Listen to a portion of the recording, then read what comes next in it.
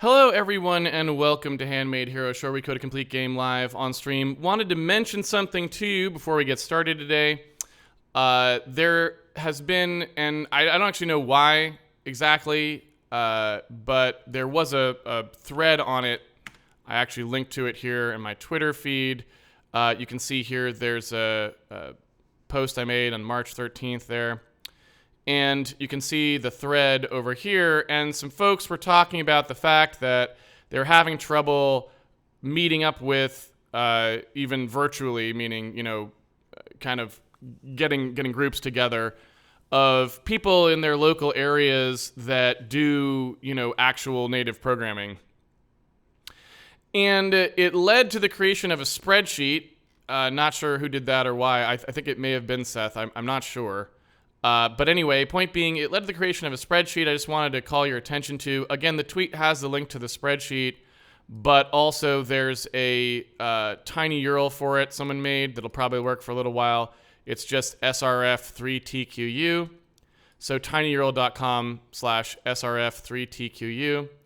And if you go there, there's a place if you just want to build a public. Remember, this is available to everybody. So if you don't want people contacting you regarding native programming stuff, you probably wouldn't want to actually fill in your email address, although you could put in your city just to be counted. Some people have done that. My email address is already public, unfortunately, so I've kind of got that either way, so I put mine in here. But, if you want to keep yours private, don't put it in here.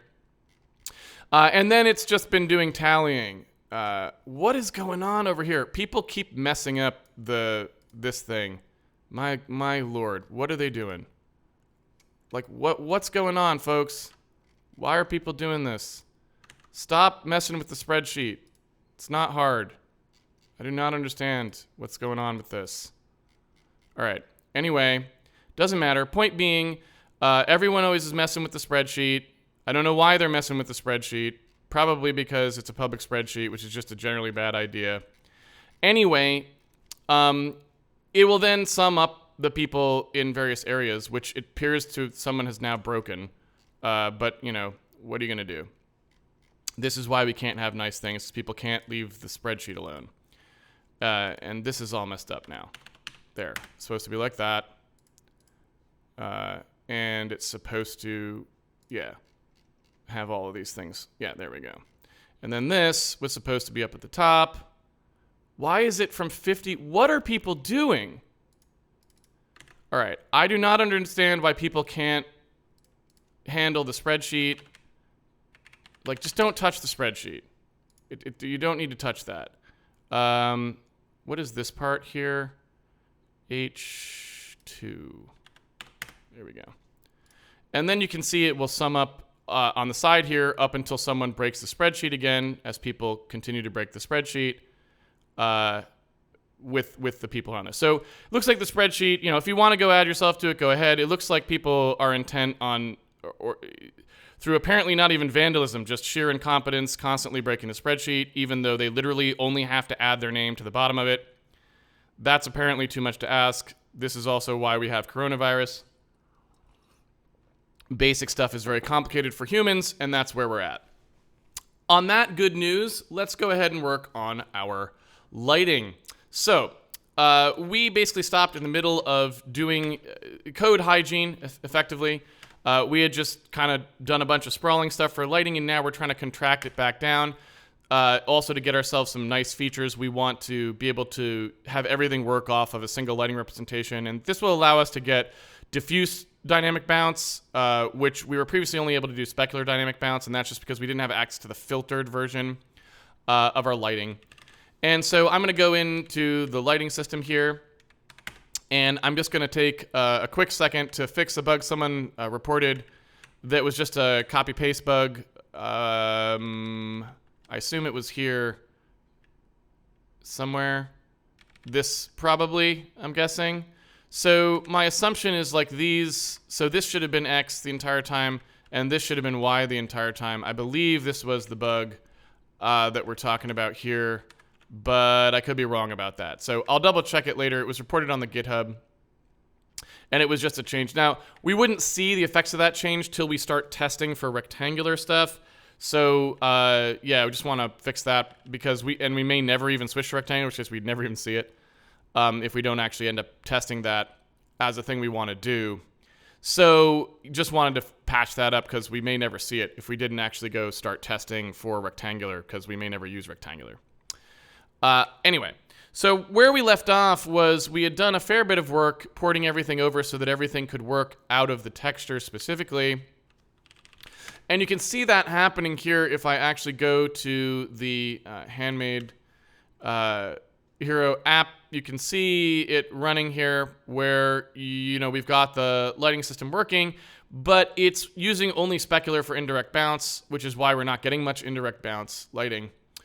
And you can see the diffuse map over here. So we do produce the diffuse map and send it down the graphics card, but we can't use it because, again, we've been using sort of an intermediate voxel representation for doing the lighting. And so basically what we need to do is now use the atlas directly. And so there's a couple of things we need to do for that, but we're just going to start in on that right away by forcing the compiler to tell us everywhere that was happening. So I'm just going to go ahead to the lighting, and I'm going to go ahead and remove the ability to access the light voxel cells. So this right here, which is what we were doing for a lot of stuff, that's just going to go away like this. And then we're just going to take a look at everything that was previously operating on those voxel cells. Now, this is a two-pass process because anyone who was taking a voxel cell as a parameter still can. So at the moment, anyway, we won't actually have to touch that piece of code, but we will have to touch everyone who was trying to look up a voxel cell because they're going to get a different answer now, right?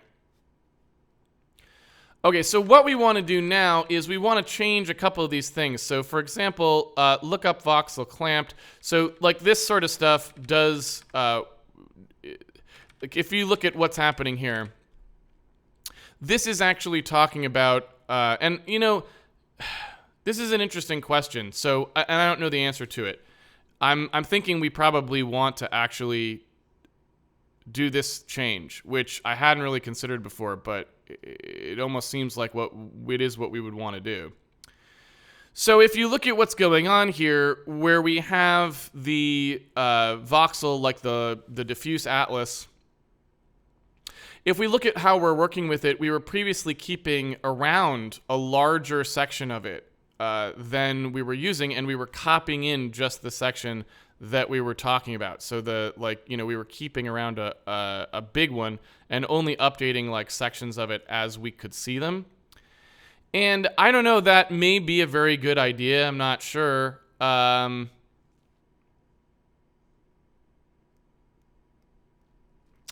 be honest, I'm not sure we really want to keep doing that. I'm not going to nerf it entirely per se, but I do think, the more I think about it, the less I'm sure why we would want it, because if the idea is for the lighting to be fairly real time, you don't really want to just be keeping a bunch of stale lighting around. So I'm not sure we really want that to be happening either way. So what I would like to do is probably just translate this over to just looking up voxels in a more straightforward fashion, right? So what I think I'm going to do is say, all right, look, there's this light voxel cell nonsense, and maybe we sort of keep what that is. And we'll just say, look, there's a V3 for now, and the V3 pointer is the base pointer for it. And then there's just a stride value that you add to that thing to get to the next row. And that's all you do. So maybe the light voxel cell, we go ahead and say, look, when we look up one of these, you get back one of these light voxel cells that you can pass around, which is just a thing that allows you to access the light voxel in some kind of way. And we can move this information into the actual, like this. We can actually put this into the light atlas code itself. So effectively, we'd have something like this.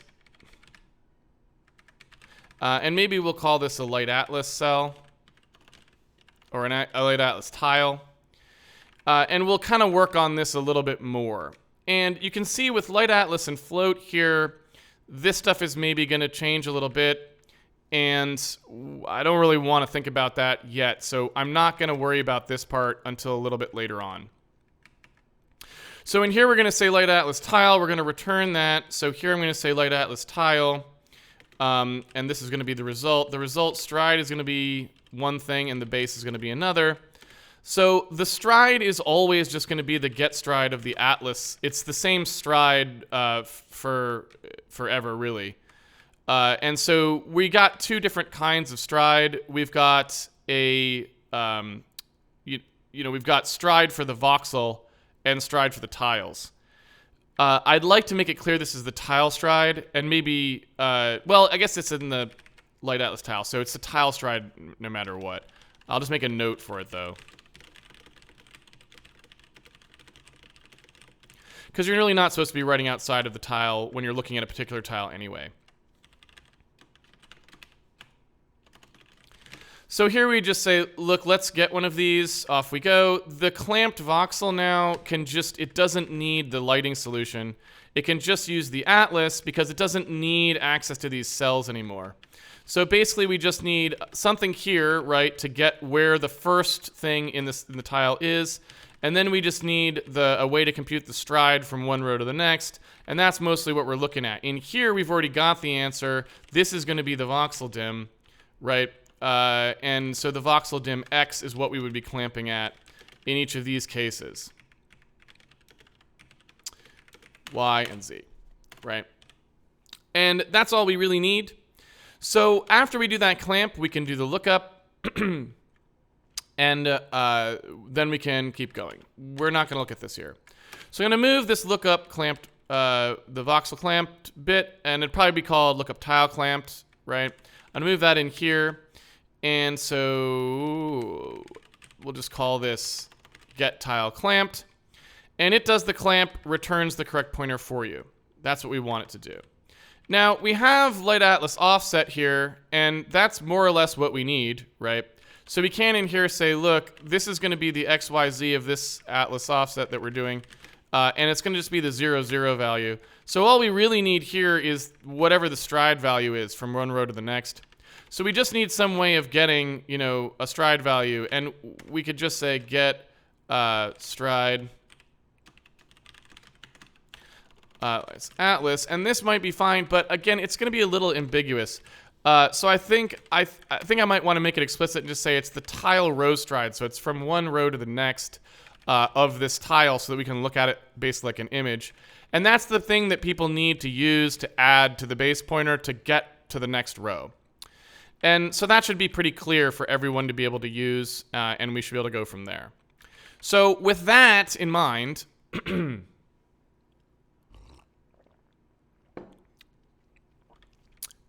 with that information, we should then be able to figure out what this value should actually be.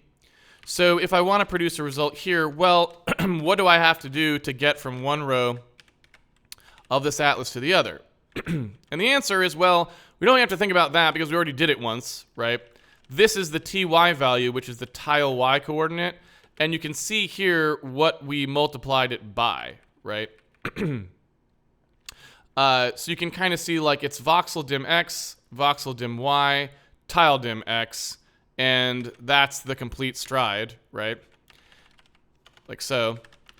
And with that information, we could also simplify that particular piece of code here if we wanted to, because that expression, the dim x, dim y, tile dim x, we could just like pre-compute and store, for example.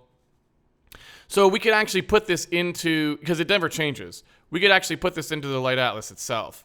And if we look at that, it's voxel dim x, voxel dim y, tile dim x. You can see that that expression, that actually appears in more than one place. So voxel dim x, voxel dim y, tile dim x is actually also this sub-expression here. So x, y, x, right, is actually this sub-expression here.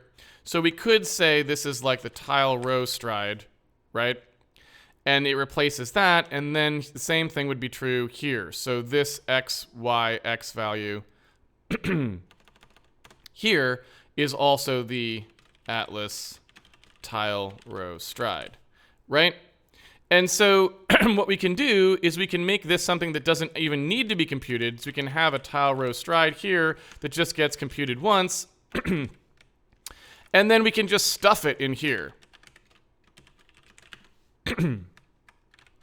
So that way this actually doesn't have to, I actually should, oops.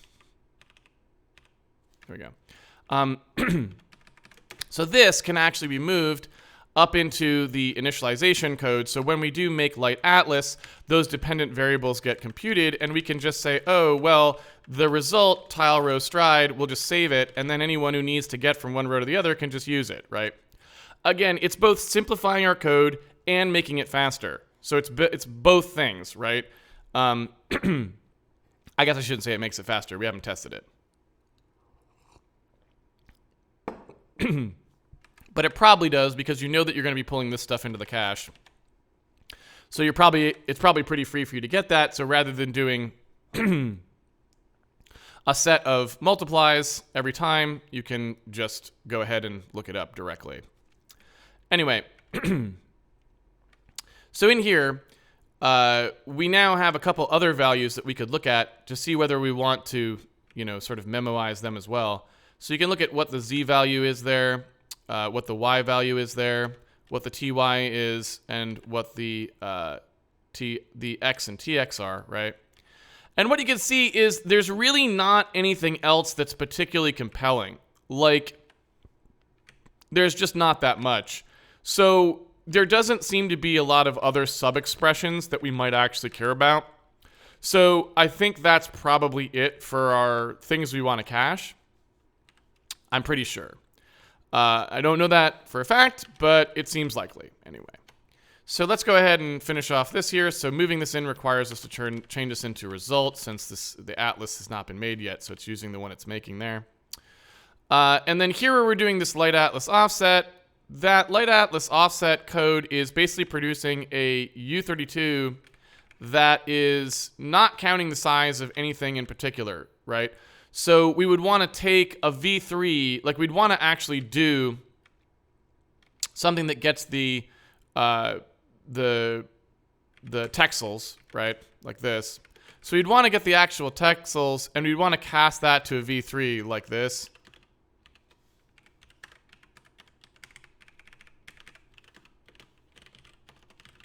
And then we would want to add to the texels here. So this would give us our offset as we move, forward there.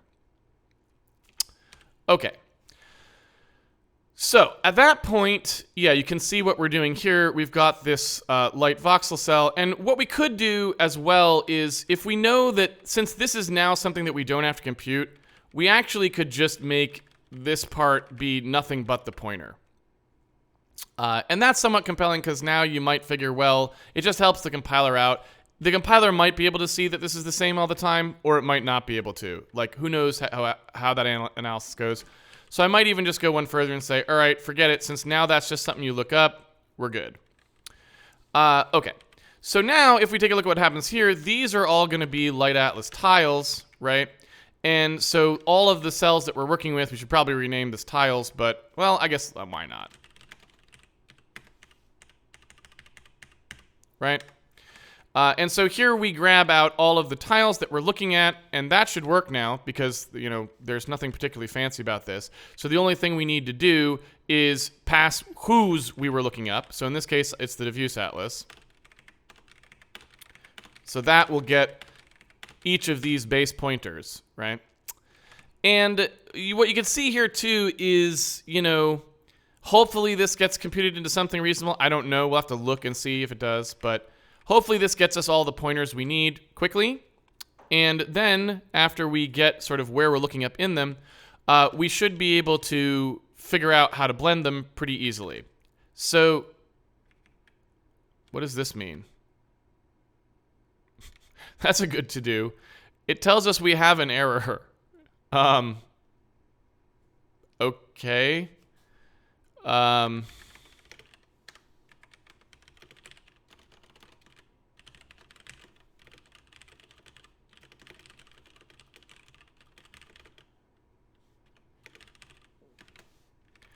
So that's not very helpful, but all right. I'm not sure what the sampling error is exactly in this particular case. That's kind of a bit of a mystery, I guess, and we don't really know, but we could probably go watch the video. That's one of the interesting things about recording yourself. Programming is we could actually find out what the error was, and that would probably be good.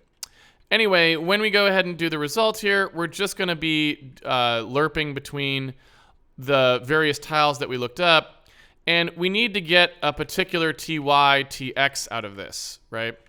So when we do our lookup voxel clamped here, what we really want to do is for each one of these, we just want a particular ty, tx, right?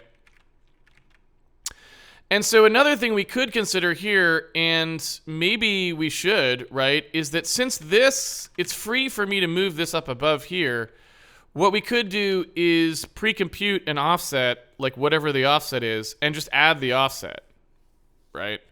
So we could just do like, yeah, I mean, we could actually just change this entirely and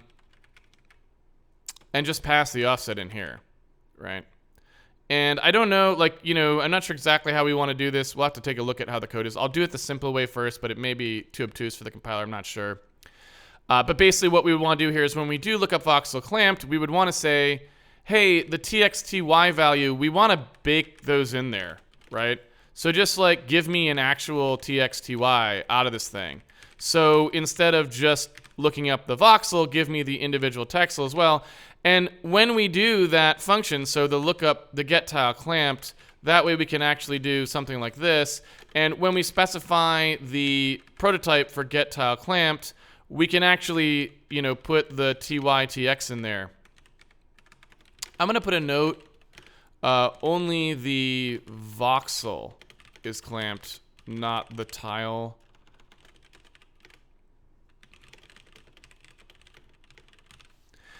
Just for efficiency's sake,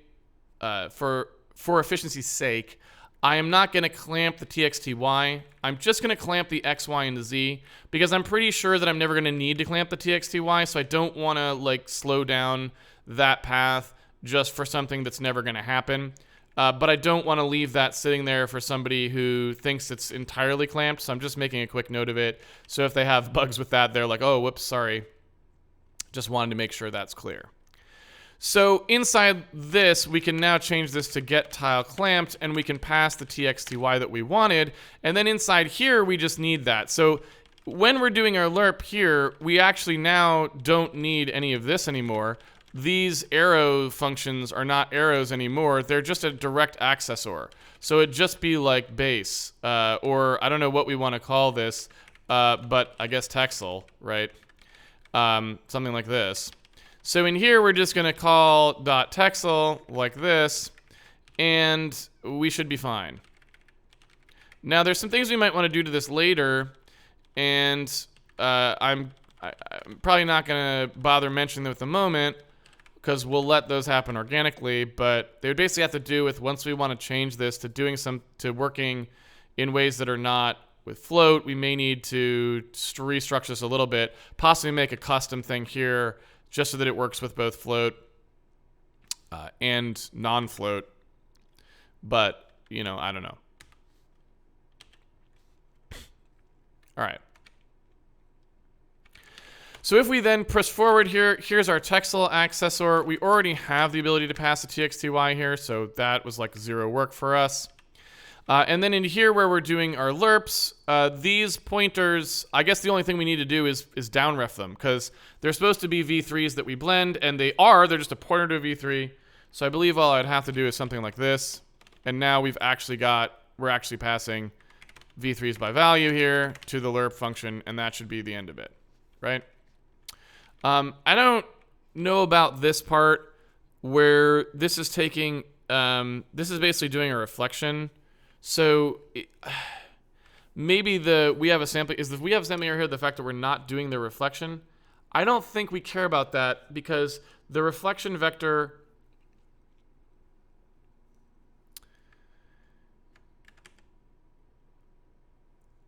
I don't think that matters. I don't think we want to do a bounce. Well, maybe we do.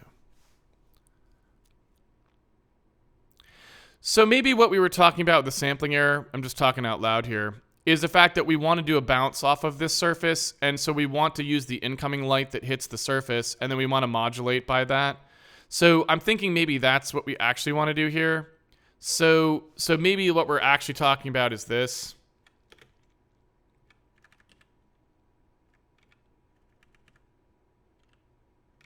And this. I'm going to say that's what that is.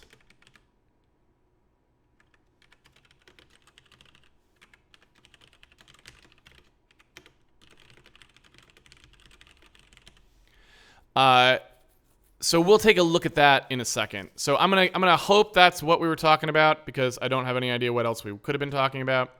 For example, here's here's that same exact code that's just doing the reflection in here. So basically, we want to be able to bounce off the surface, and we also want to modulate by whatever the surface color is that we hit, because it's diffuse reflection, so it should get modulated, right? So we'll have to take a look at that. Hopefully by the end of the day, we'll be at a position to do more of that work. But at the moment, we're just trying to get our pipeline working properly here. Okay, so when we need to actually update a voxel, what we need to do for updating the voxel is, you can see here that we probably just want to pass like the base pointer in here, right? So this should probably just take a light atlas tile. And then what we do is we just use the pointer. So this right here, where we do the lerp, with the t offset y and the t offset x.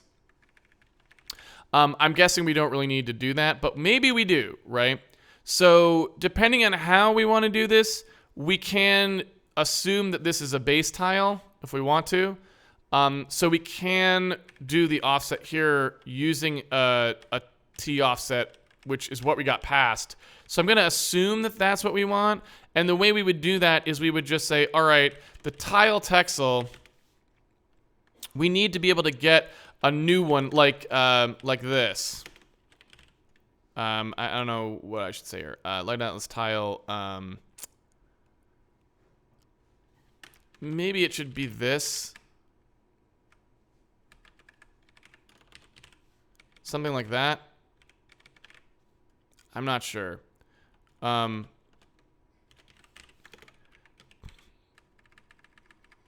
Let's just say it's this. I like that better. So here we would say light atlas texel. This is the tile. Then we would say light atlas texel. Texel equals like offset.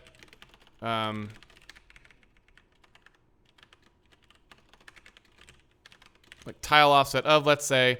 So for this tile, we want to get to this offset, right?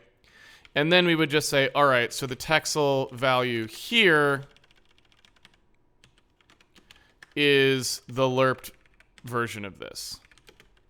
And this is just me now making a little thing I can work with. So if we want to do an offset from a particular light atlas texel, I now want something that effectively does this. It takes one texel,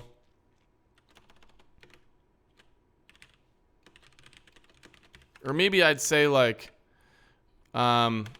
get or offset from tile texel. I don't know. Something like that. I'm just not sure what to call it. But offset from texel seems all right. And offset from texel would take the light atlas texel that's the base texel, and then it would take the t offset. And the other thing we would need is we would need that stride value. So we would need to know what this was, right?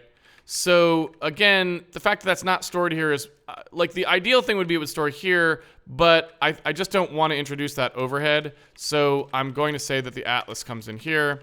So you do that, right? And so assuming we've got this, now when we do the offset from texel, of course it went behind my head. Let me just scroll that up there. So get tile clamped will produce whichever one we want, but then if we have one of those and we want to get to a different one, what we would like to be able to do is say, all right, there's a light axis texel that's the result here. It's going to equal the base texel, and then we're just going to take that texel and we're going to add to it the t offset x, but also the atlas tile row stride times the t offset y, right? So that will move us to, from any base texel, it'll move us that many texels in X and Y, which is what we would need to get from like the upper, or the lower left corner, I should say, up to some arbitrary texel that we want to talk about. And that seems better. All right, so that said, this is not texel anymore. Sorry, this is value. There we go. I could have also called it at. I'm just not sure what it should be called, so I apologize. So, all right. Now when we get to something like testcast, for example, in this case, we should be able to see like what we might want to pass here. If we're working on a particular cell, we should just be able to say, look, which cell are we looking at here? So here's the, maybe I'll call this tile.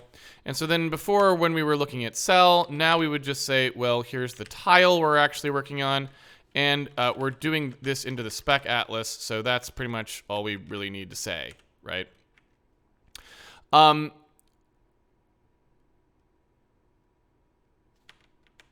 This is not a pointer. There we go. And now when we're down to test sphere, the same thing should happen. So when we have a light atlas texel, here's the tile. We can go down here to the exact same function, basically, where we're going to assign it. And all we would do there is say, give us the offset. And the offset is this txty here, right? So we'd say for the spec atlas and the tile that we're on, we want a v2u of ty tx. That will give us a value that we can use. So the this particular pointer there can now get assigned to, right? So then finally we get to full cast, which is actually where the real work gets done. And so now we have a light atlas tile there. That we're going to work on. And when we actually go to use it, which is here, we just have to pass what we're updating. So it's the spec atlas and the tile, and that's it. We already updated that function. So then we come down, and finally we've got this compute light propagation work. This is looking up the cell. We want to now look up that cell in our actual light atlas itself instead of in the voxel. So the light atlas texel in this case is just going to be the get tile clamped for whatever it is that we're doing. Excuse me. Itchy nose. All right. So the get tile clamped function here, so this is the tile that we're on. We're going to pass, it's definitely allergy season here, by the way. I've been sneezing so much. Excuse me. Yeah.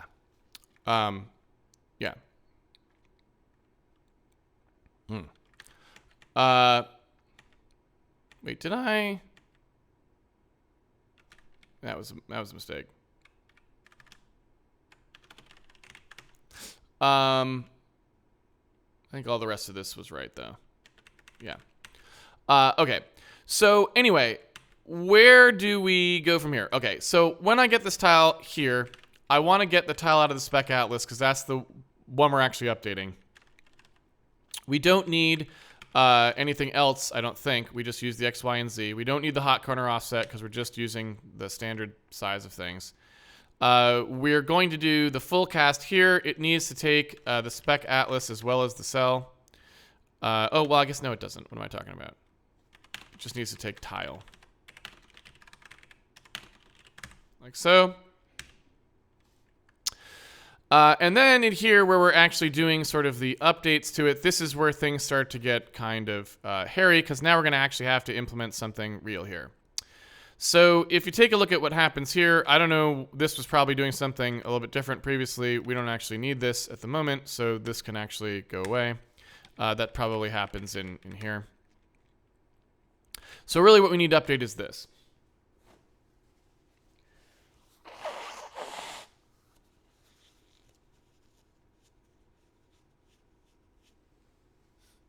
Okay. When we're looping over these two things, remember this is going to be kind of crunky because we actually have two different atlases now. We have the specular atlas, which is the one that we're actually computing on, and we have the diffuse atlas, which is produced by generating a blur, right? And this is the thing that blurs from the specular atlas to the diffuse atlas. It's currently looping over the diffuse atlas properly here, as you can see. And so what we actually need to do is when we're doing the light atlas, when we're looping over the tiles of the diffuse atlas, we can do this work right here exactly as we have been doing it. So if, for example, in here we just said get us if we did this for the diffuse atlas. And we don't really need the XYZ here because remember, we've already produced this tile. So actually, now that I think about it, the tile's for the spec atlas. So I take that back. So really what we probably want to do here is say, okay, look, get us the diffuse tile. And maybe this will be called the spec tile. Like that. So get us the diffuse tile for this XYZ that we're on. And, that'll just be the tile base that we're going to work with. So get that tile base, and then we'll just do an offset from Texel to get the diffuse Texel for a particular one of these, right?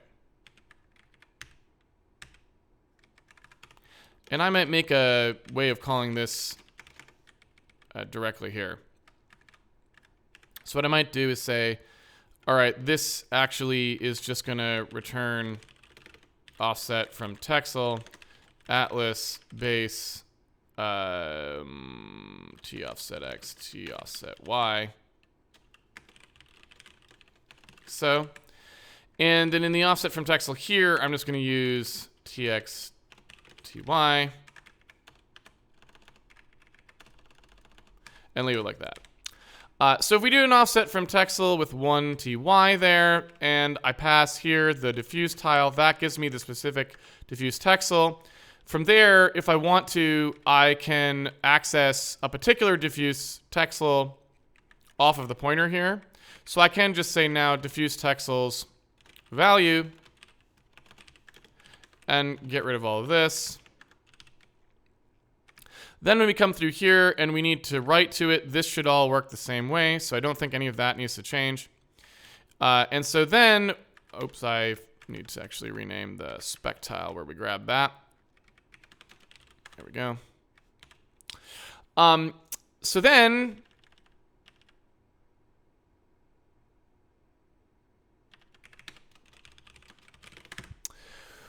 we just need a way of accessing the specular atlas properly. So if you look at the way this is working, this actually loops over the spec atlas dim x and y properly here. So maybe this is okay. But where we actually get the tile out, you can see this is nonsense now. So we need to get the spec tile, but fortunately we already have that. So really all we need to do now is ask for the offset inside the... So like here, right? We just need to ask for the offset. Now we could use this where we actually go by rows and load incrementally, and that's going to be stuff when we go to actually do the optimization pass. We'll look at what the compiler is doing there, and it may do that transformation for us. But if it doesn't, that's something we're going to have to do. So this wants the sx plus 1, sy plus 1, right? That's what it's looking for here, and that's how it's producing this value. So the spec Texel should just be that. And if we then say load the spec Texel value, this spec Texel value here, out of the specular and write it in, that should be all we really need to do, I think. Not entirely. Don't quote me on that. Oops. So that should give us what we need there. We then have this the block copy voxel routine, and I don't actually know that we need to do this anymore. So we may just say, like, that's not going to happen. So yeah, call it all you want, but we're not actually going to use this anymore. Actually, let's just not call it at all.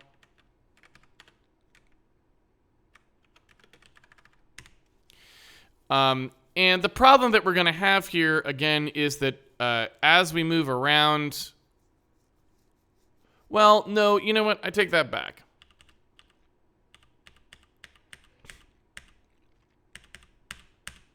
So we probably do want to do this, and we just want to copy the part that we're looking at the moment. So if we happen to have some overlap as it moves,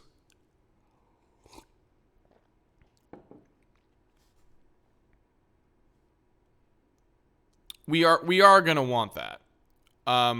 So I think we want to do this. We just need it to copy tiles instead, right?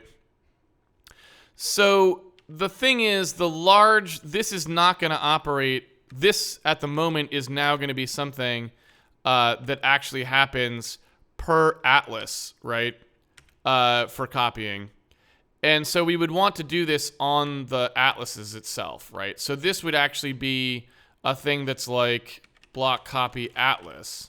And it would take a light atlas. And it would take a devoxel, and it would basically do exactly the same thing, right? I'm going to go ahead and if 1 in here so that we can use this version. Well, no, that's wrong. Because that actually only works if you're not overlapping. So I don't know that this actually helps us at all, really. I think we can get rid of that path because I don't think that would have an overwrite error, right? So unless you copied the atlas, it wouldn't work. So I'll just get rid of that. It's not useful. All right, so this routine here, basically all we need to do is change the light large voxel dim to use whatever the atlas voxel dim is, right? So since this is Y, I think it means it should be Y, right? So all of these should be Y values here. We then have X values, and the X values should do the same, I would say, right? So this is atlas voxel dim X.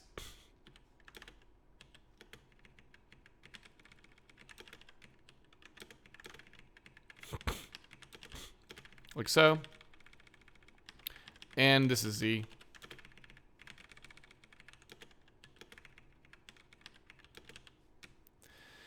And this would just copy the tiles around. Now, the interesting thing about this is there's probably a lot of ways we can make this a lot faster. Now that it's laid out as an actual sheet, we could probably do things that are fancier than this. So like, you know...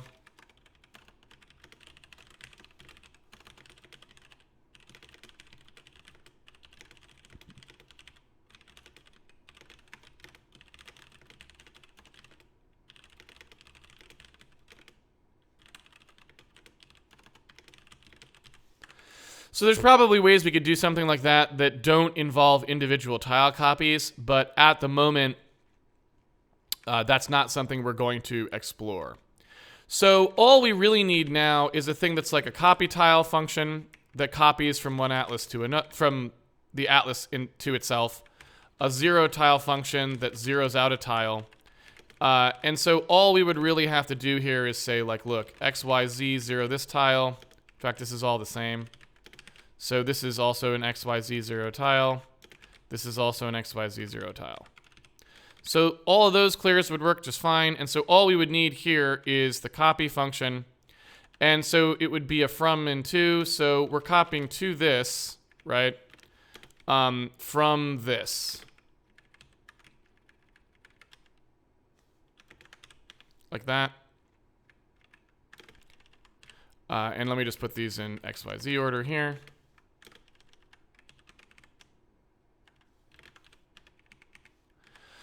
So we just basically do a copy from there to here.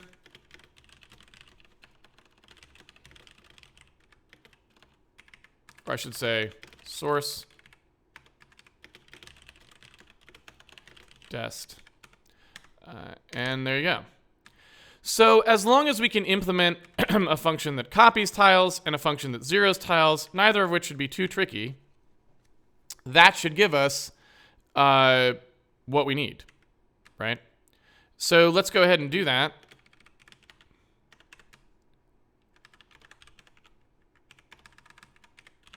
Here's our copy tile function.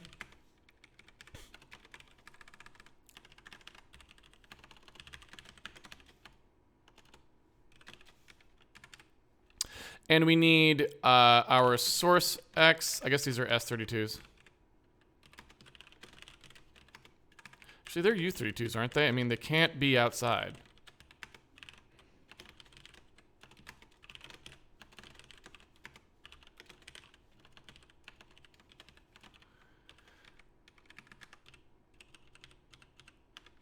Right.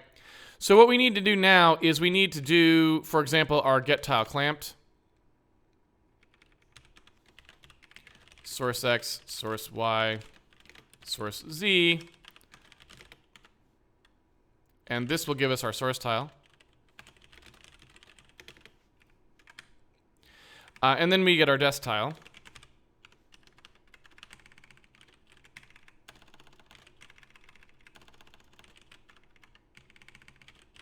Right. And from source tile to desk tile, now we just need to copy the entirety of the, you know,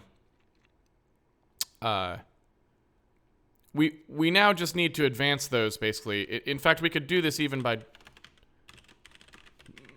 having a function that does that for us. So if we want to go row by row, we should be able to just do this, right?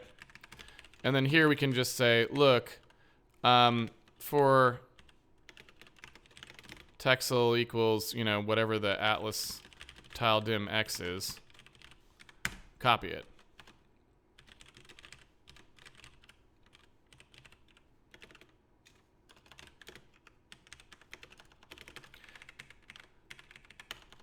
So that would copy one of these things, just loop through it, grab each individual Texel, move it over for a row, and then we just need something that does that for each row, which looks like this, right? In fact, let's call these what we've been calling them. Right? And that should be our entire copy function. All we need is an advanced row function to do, you know, basically take a light atlas Texel, which is an accessor into our light atlas, right? And move it from one row to the next.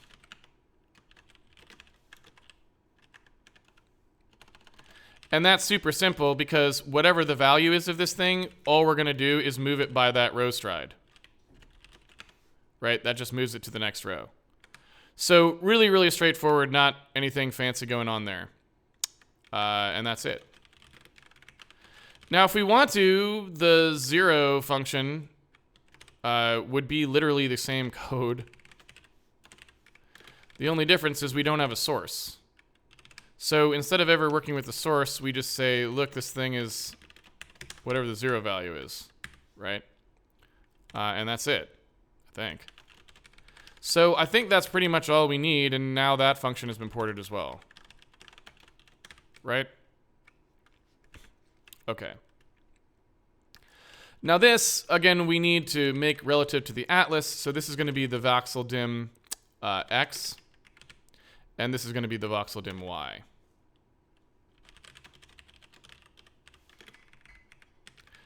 This will be the X here. There we go. And I think we're all good. So that looks good. So then here we've got, you know, these functions. The advanced row function, that's probably generally useful too. Like we could easily use that elsewhere. So like here, and then we've got our copy tile function that anyone can use if they want to, right, to move tiles around in the atlas. And then we have our zero tile function, same thing, right?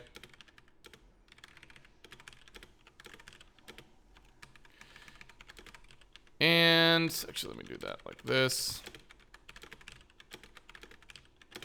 So this just gives our atlas some pretty nice features there, and now you can kind of build whatever you need there.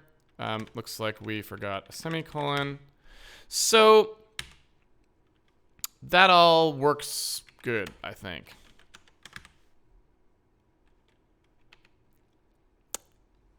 All right. So when we do this, we need to update both of our atlases.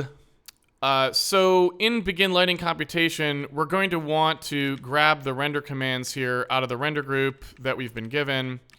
Actually, I should go in here and do it. So that we'll do this. So the commands diffuse light atlas and the commands spec light atlas, those should be updated like thusly. And oops, specular. And now we've updated both of those for movement in our code, and that's good, right? Okay. So now, I'm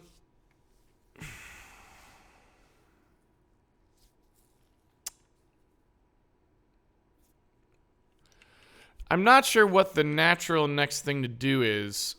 I'm guessing just put a lot of assertions in here and try to catch bugs that we've introduced by moving to the system, because there's a lot of indexing going on, and that's usually when you have a lot of different pieces that all get like, you know, de-swizzled and placed in areas, it's usually very easy to make small mistakes. And so like putting a bunch of assertions in here and trying to catch bugs is probably the easiest thing to do at this point in the code. So we'll go through crash bugs first, because obviously that's easy enough. Not sure what's going on here. Is that a let me go in debug mode. I'm assuming that's actually not this line, because that probably wouldn't produce an error, right? Like, you can see that tile dim is totally fine here. So it's probably actually complaining about something else, not this.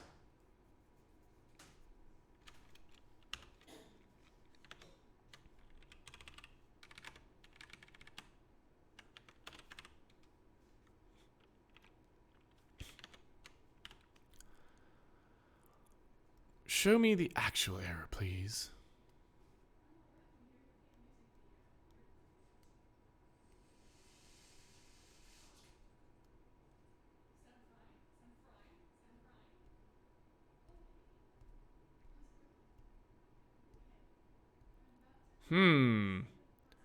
Well, that's not good. So that's complaining that actually we only have a bug in the release version of the program, which makes very little sense. I mean, that is the sort of thing that can happen when you're doing a bunch of memory work like this, because we're definitely tempting fate there. But that's kind of interesting, because that's not what you would normally expect to see with this particular type of thing. So we may be overwriting something somewhere or something like this. Hard to say. Let's take a look at where we are. So on fill light atlas border here, we come in. Let's see where we're literally hitting it right after the stack setup.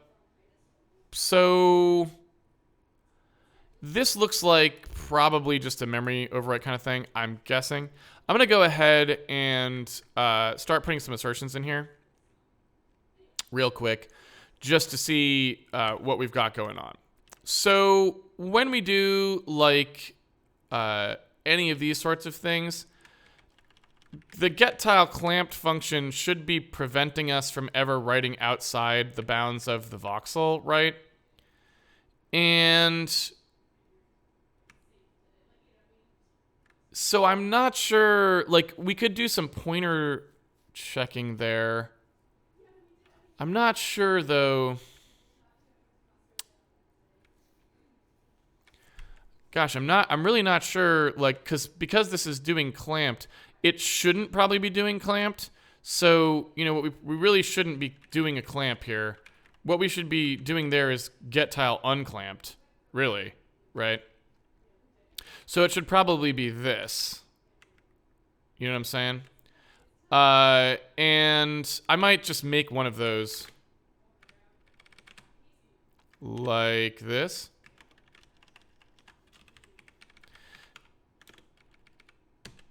like that.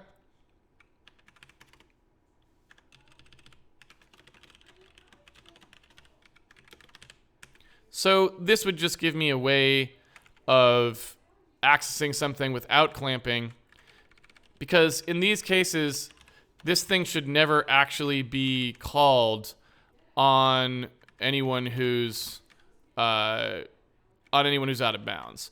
So I'm going to do that, and I'm also going to go ahead and assert here that we're in bounds.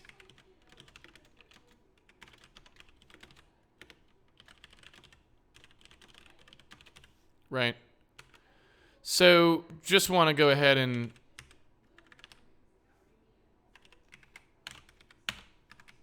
check these values for validity.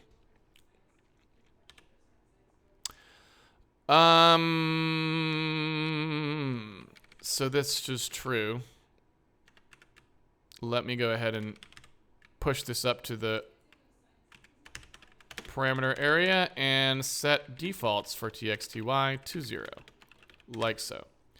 All right.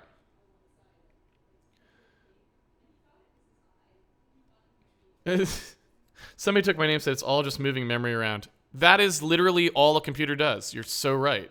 Like, basically everything that you think you're doing is really just moving memory to one place or another and changing it along the way, right? Like, it's pretty much all it does.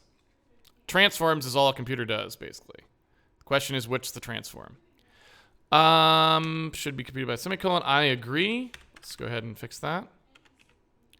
All right, so I don't know how to proceed on this other than to start adding, you know, how should I put this? Other than to start adding, like, stuff that tries to catch the error earlier, right? So basically, like, there's a couple ways we could do this. One way is to sort of try to find this specific bug, but because this is a very low-level, finicky, moving data around with offsets kind of a thing, what I'd rather do is just incrementally build up the safety net until the safety net itself catches us. That way, hopefully, it'll catch other bugs too. Do you know what I'm saying? So rather than just try to find this one bug, I want to try and put in a bunch of like assertions to find classes of bugs so that anywhere that I'm actually doing stuff, I get an assertion if somebody screwed up. So for example, in this block copy Atlas routine, I know it's always calling in to get a tile unclamped. So I know that if it ever passes anything wrong in terms of a voxel offset, it'll get here, right? Similarly, I can in here say, look, tx, ty. I want to make sure that these values are in bounds. So that will make sure that that always tells me if they are. And similarly, the other thing I can do is when we actually go to get the pointer here, anytime we have one of these, I can also do a like pointer in bounds. I can do an assertion on the pointer is in bounds and just check it, right? So I want to basically have a way that every time I produce one of these, just even redundantly, well, I don't need it there, I guess, I can always check the resulting pointer to see whether the pointer has gone inside or outside the bounds of the atlas. So let me pass the atlas there too. Right? And again, this is just defensive programming to catch my own mistakes. These will go away in release mode, but it's just there to as a scaffold to try and catch the errors. I want to try and catch the errors with this rather than try to catch the error manually, because I won't be able to catch all errors manually, is my thinking. Whereas this will catch some errors I might not have seen because they just happen to not like cause a problem or something. Oops. All right. Well, that's the same call, so we don't need it there. This is good.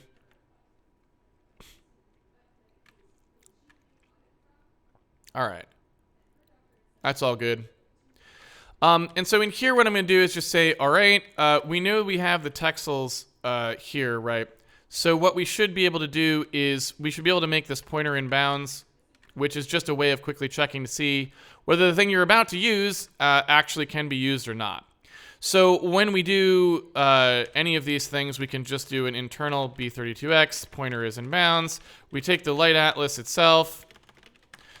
We take the light atlas texel. And we basically just say the result of this check is going to be the texel value being required to be higher than this base pointer, right?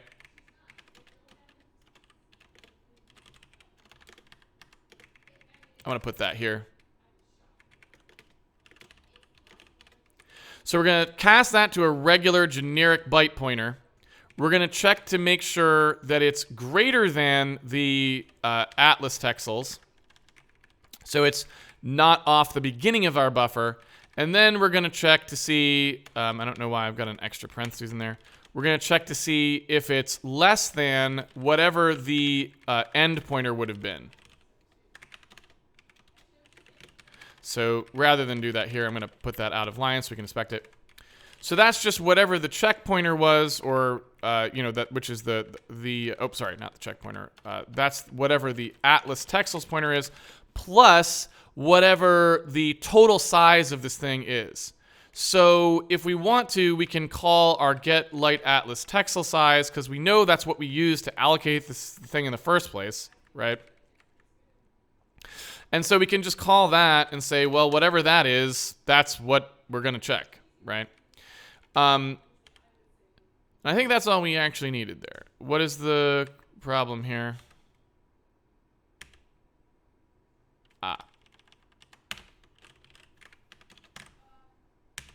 All right.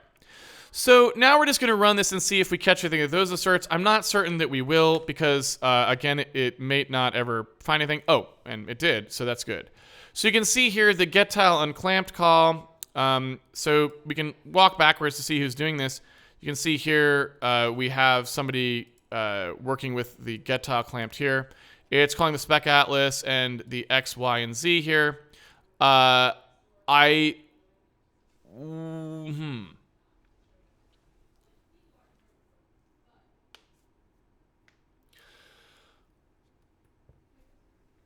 So I have a feeling I know what's happening. I want to say that the work distribution call has not been updated to take into account the fact that we no longer have a large voxel.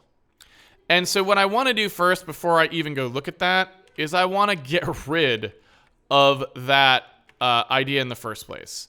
So there's now this light lookup voxel dim, right?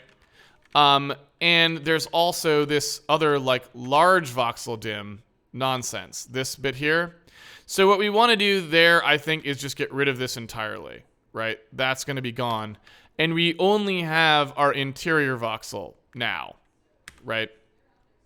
So let's take care of that code, because that code needs to be updated. It's wrong. So the large dim goes away, and now we've got some work to do here. We've got the light large voxel dim and the large cell count and all this stuff. We got to fix all this, right? So let's get rid of large cell count, because that's gone, and propagate it through.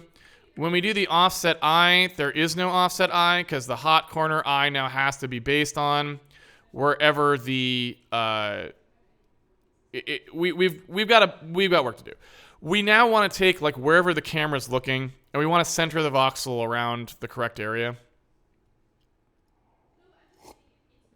And we have to floor it so that it aligns properly with like how the chunks are lined up. You know what I'm saying? So we've got work to do. If we go in here, we can see we've got min corner large and min corner hot. Min corner large is now gone. Voxel dim and invoxel dim, those are fine, I think, because they're just a cell. So that should be totally fine. The only thing we don't have here, well, I guess that's it. So that's all we really need to get rid of there. All right.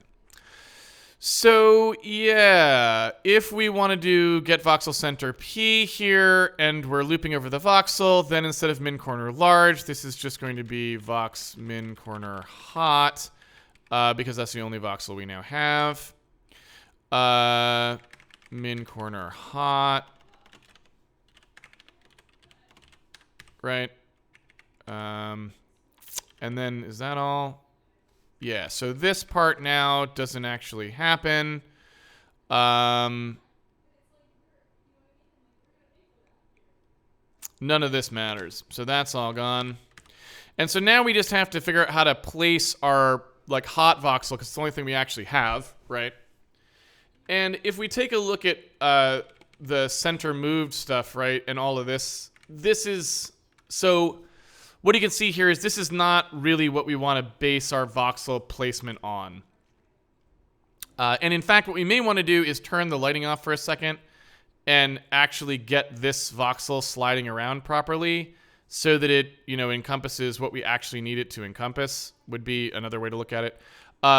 If we look at what the actual lighting size is here, I have no idea what this is, and I don't think anyone uses it. Let me just verify that that's the case. It is. I might also move this into the renderer just for now. There we go. Just to keep all these in one place. So, you know, if we look at what's going on here, we've got a 32 by 32 by 32 voxel. That's what we're using. And I don't actually know if that's going to be sufficient. It may or may not be. We may have to go to 64 by 64 by 32 or 64 by 64 by 16 or something like that, which we'll now have the flexibility to do. But either way, we need to place this thing and we need to slide the voxel around properly. And one of the things that we need to do for that is we need to actually work with the camera placement now. And so what I'm going to do, I think, is I want to turn off the lighting computations entirely so that they're not actually occurring. If you look in here, I don't know that we actually do turn off the lighting ever. Like this whole thing should kind of have a if lighting enabled around it, I would think. And doesn't really. So like this, I think we kind of need to store, right? So probably what I would say is on here, I would want something that's like lighting enabled, would actually go in, you know, into the lighting solution itself. So solution lighting enabled equals lighting enabled, and then it would check it. And then when we do the end call in here, we would just do this. Take the whole thing and wrap it. So we wouldn't actually, you know, do any of this stuff in the case where the lighting was disabled. So then what I want to do is I want to set an if 0 here, and I want to disable the lighting. I don't want it to do the lighting. And I want to work on the voxel placement in a second. So we'll do that. All right. So get rid of this. Put that here. Go ahead. And now what I want to do is I want to nerf the lighting actually at this point. So lighting enabled equals false. And you'll see why I want to do this in a second. So let's go ahead and run now, and we should get hopefully no lighting. Yeah, which makes it a little bit hard to see. That's okay, because I think if I want to, I should... Excuse me. Where's the...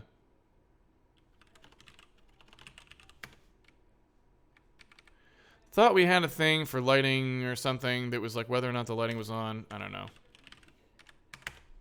Yeah, all right. So I should be able to do this. We got to work on our render switches. Maybe that'll be another cleanup pass we'll do after this. So if I turn the lighting off... oh, why is this even being done? Who is calling this?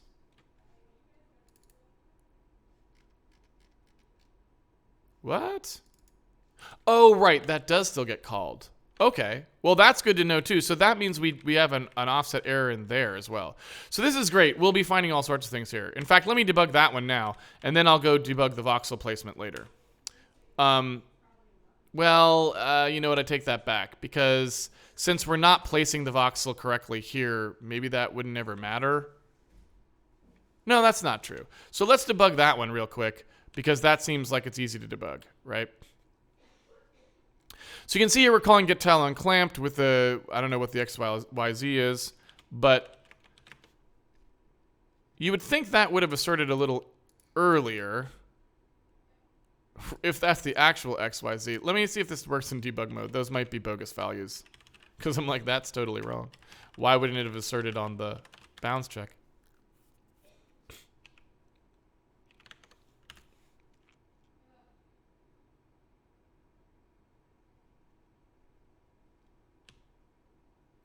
So there we go. So the X, Y, and Z, those are sane values, so that was what I expected. Pointer is in bounds. Here, you can see, seems to have an issue. So let's figure out, is this busted? So what's it actually doing with the light atlas offset there, with the X, Y, and Z, and so on? Our TX, TY is just 0 and 0, so there should be no problem with that. And the result value here is just the texels plus whatever that offset is. So you would think that this should definitely be in bounds. Maybe this function's broken. I don't know. But you can see that whatever the get light atlas texel size. Oh. All right. That's a copy pasta. That should be get light atlas size.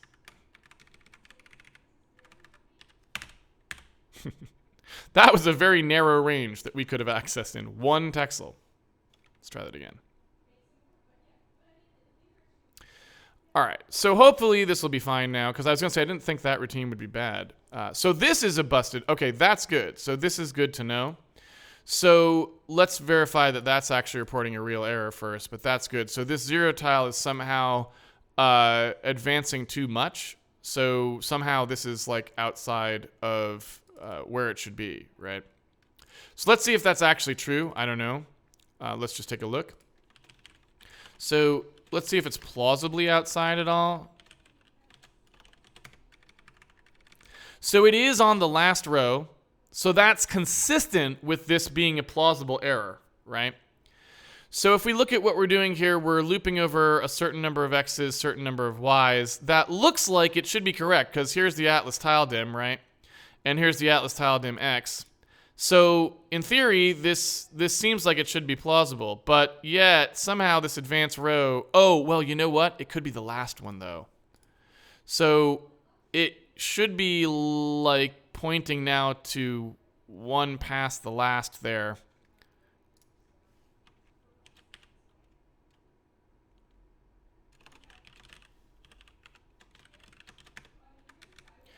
So if ty is 9, that means it's going to exit the loop. Yeah, so the problem is with checking an advanced row, I'm really glad, like this is good, because now we're seeing that it is actually checking the correct ranges now. That pointer is an invalid pointer, but we're never going to use it. So I guess with advanced row, it's kind of one of those things where I can't actually check it, which is a bummer. But I guess I'll do the best I can.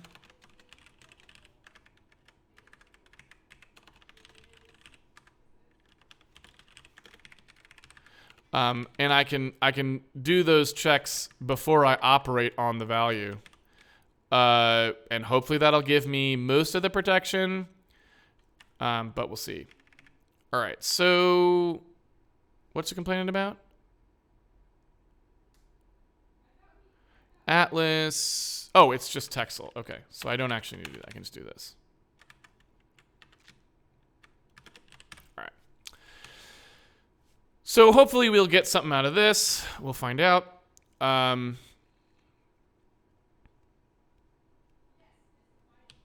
we go.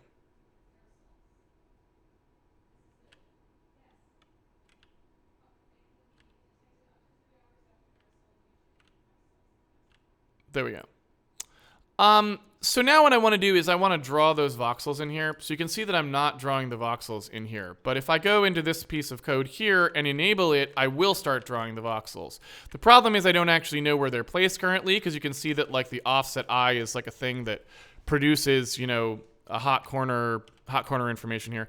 We don't want a hot corner eye anymore. It's just the min corner and the dimension is all we actually need. So that kind of goes away, but this part here still remains. So we have this is the dimensions, and that's correct. This is the inverse dimensions, and that's all correct. So then what we really need to do is just figure out where this stuff is. This places it. The large corner doesn't need to be computed, and the large rect doesn't need to be computed. So then we're just down to this. Now we need to figure out some way. Oh, so we found another error here. Get tile unclamped. The Y is in the wrong place. So what happened there? Who is causing this problem? Let me take a look. Block copy begin. So this is this voxel here.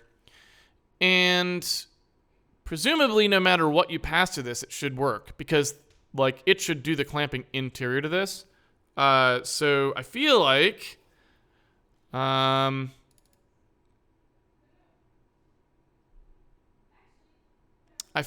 this should work.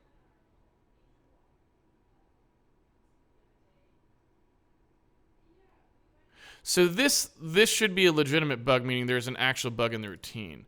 So like this copy tile, for example, should hopefully, this should actually be wrong, would be my guess. So source X, source Y, source Z. You know, that's not a good source Z. So it looks like source Y went like below 0 here, right? In this routine somehow. So this was not correct. And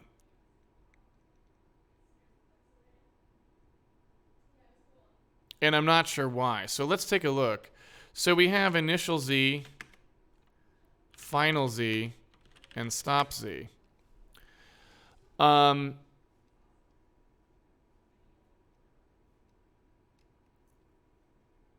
And looking at where we are, the Z value that we're passing in here,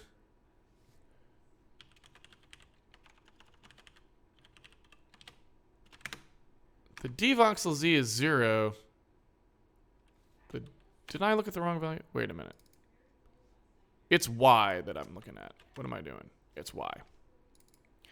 So what we want to do is look at Y there. And, you know,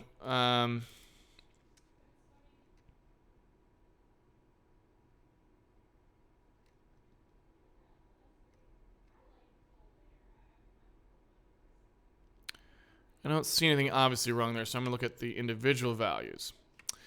So taking a look at dvoxel Y, it's garbage, which is fine though, I would think, because it should clamp it, right? Like, or do we not have that?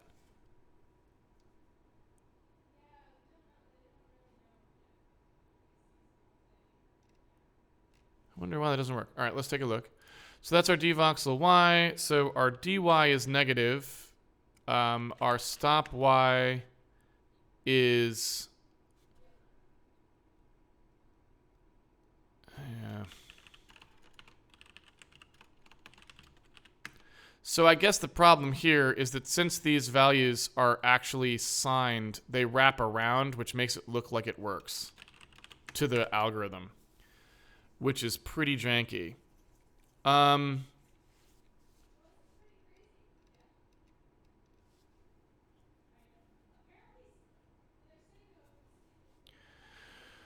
Z equals initial Z. Z is not equal to stop Z. Y is initial Y. Y not equal to stop Y. So that actually is fine. Y plus equals dy will go negative Y. And so the problem is this value will not stop at an appropriate time. It'll just keep going, right?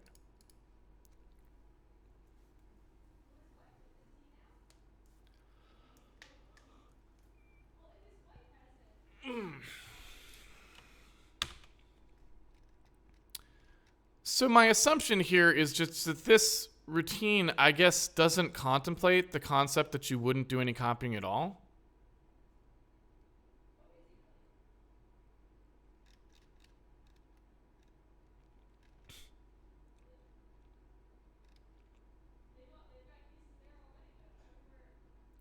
I mean, because it doesn't look like we ever really handled that case somehow, which I guess, why not?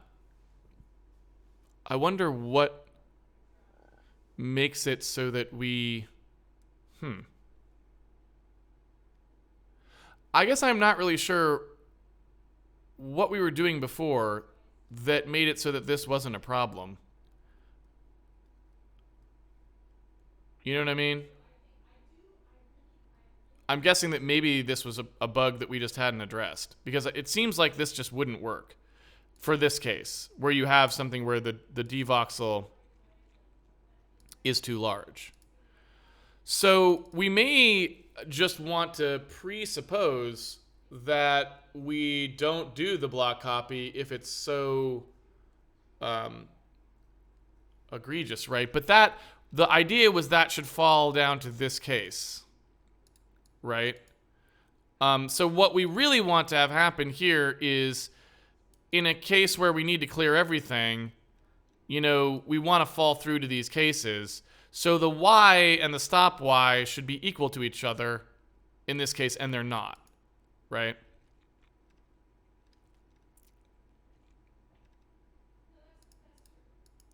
So like initial y and stop y should be equal to each other in the case where you cannot do any copies because the delta was too large. And that's totally not going to happen, right? So is it just me, or maybe the only thing we really need to do is just clamp this?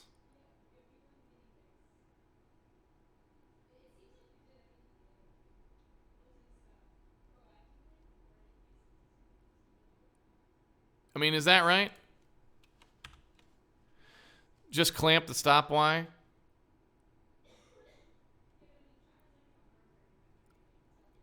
I think that might be it. So basically those things needed to be clamped and just never were, I want to say. So right here, this should be clamped because you should never be allowed to sample outside of that y, right? I want to say. And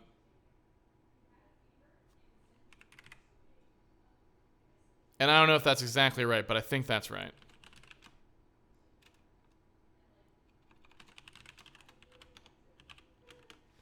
So it's basically, and that's like the initial y, right? So in fact, we probably could do it this way.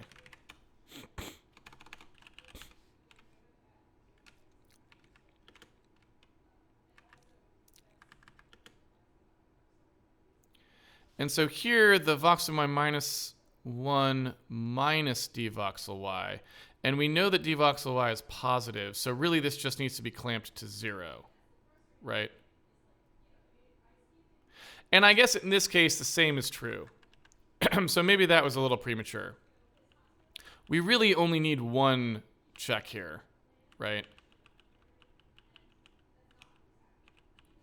So in here, we just need to make sure this doesn't exceed initial y, right? So it's more like stop y is, right, we want to make sure that we are, the dvoxel y is negative, so this is going to be positive, right? So, so this value, we really just want to set it to the minimum of these two, right? I believe.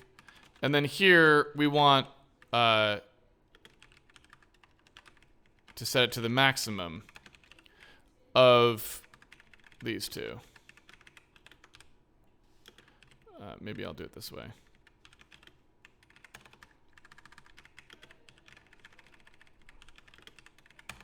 So I think that's more correct now, because you're basically saying, look, I know that this could be arbitrarily large, and it might be so large that it spans the entire buffer. And at that point, we want the stop and the initial to be equal to each other so that we don't enter the loop, right? So we just needed a bounds check there, and I think that's what we want to do for each of these guys.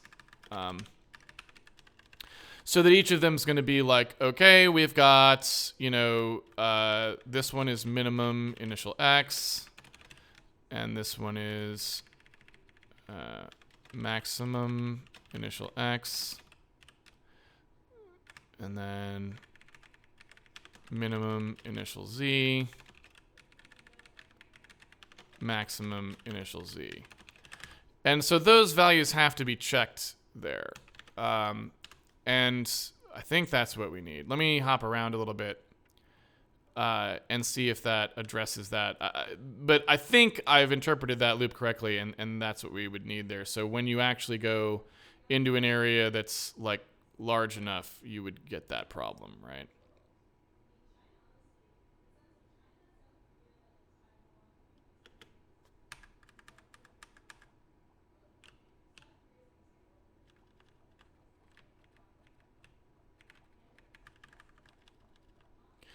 All right. So I'm glad we got that out of the way. And again, that's exactly the kind of errors I was talking about. I was like, I want to add enough checks that we start to catch errors that I don't even know are there, right? And that's exactly what that just did. So whenever you're doing kind of this relatively finicky stuff, sometimes it behooves you to be paranoid and to put in a bunch of bounds checking, because you're not going to necessarily see all the errors, but they might be there, right? Okay, so now if I want to go back to what I was doing before, where I want to draw where the actual voxel is, so in end lighting, in begin lighting, actually. I want to take a look at this outline. So if I'm running, oops, I didn't mean to attach to process there. So if I'm running, no, I don't want to be on the title screen. If I'm running the game and looking at sort of the bounds here, that's the lighting voxel. All right. That's a pretty large span and not particularly tight to the camera, but okay.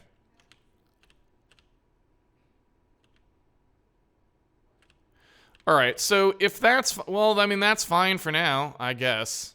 So I guess I don't care. So we can leave that be. So let's go ahead and re-enable then. And let's look for more bugs. So that's fine for now. We want to do better than that in the future, but that's beside the point. I didn't realize we had already had it centering that way. Okay, so let me just double check our lighting distribution here. I'm going to turn the lighting back on here, although we're not going to render with it yet. And I just want to look at what's going on in the work distribution, where we're setting the work index here for VoxelX. Light lookup voxel dim. So that's all correct, looks like. So let's go ahead and run and see where we're at. And now we're looking for bugs again.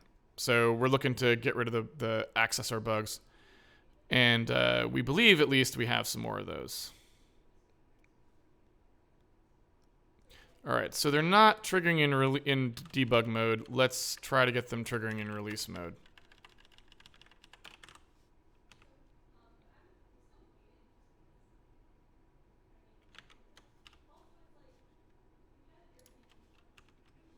So looks like we can trigger one in release mode again.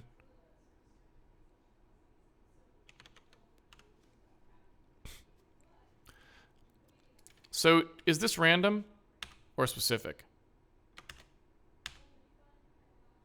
It seems pretty reproducible, so that's good. So we believe we have a bug in here, inside where we're actually accessing, and this is not any kind of a special move, so this is just us like accessing memory improperly or something. And so we want to take a look at this routine, and what I would like to do is just get rid of it temporarily. So let's verify that we actually think we have a bug there in that code specifically, and see if everything runs fine with that code out, and then we'll start to look at putting that code in, right? And we'll go from there. Computation work lighting. Where's that? You know what? The problem is it's in one of those macros, and I don't have any way of searching for those macros. It's in one of those work callbacks, right? Someday I have to figure out how. I don't even know how you would do that, but I guess you just use internal as a cheat. But this problem is you can't tell what this is because it's a macro when the editor is like searching for it. Long story, but doesn't matter. Anyway, so in here where we're actually doing this smackdown, I'm going to go ahead and just get rid of it and let this run and see if we still get crashes elsewhere. And then I'm going to put it back in. Okay.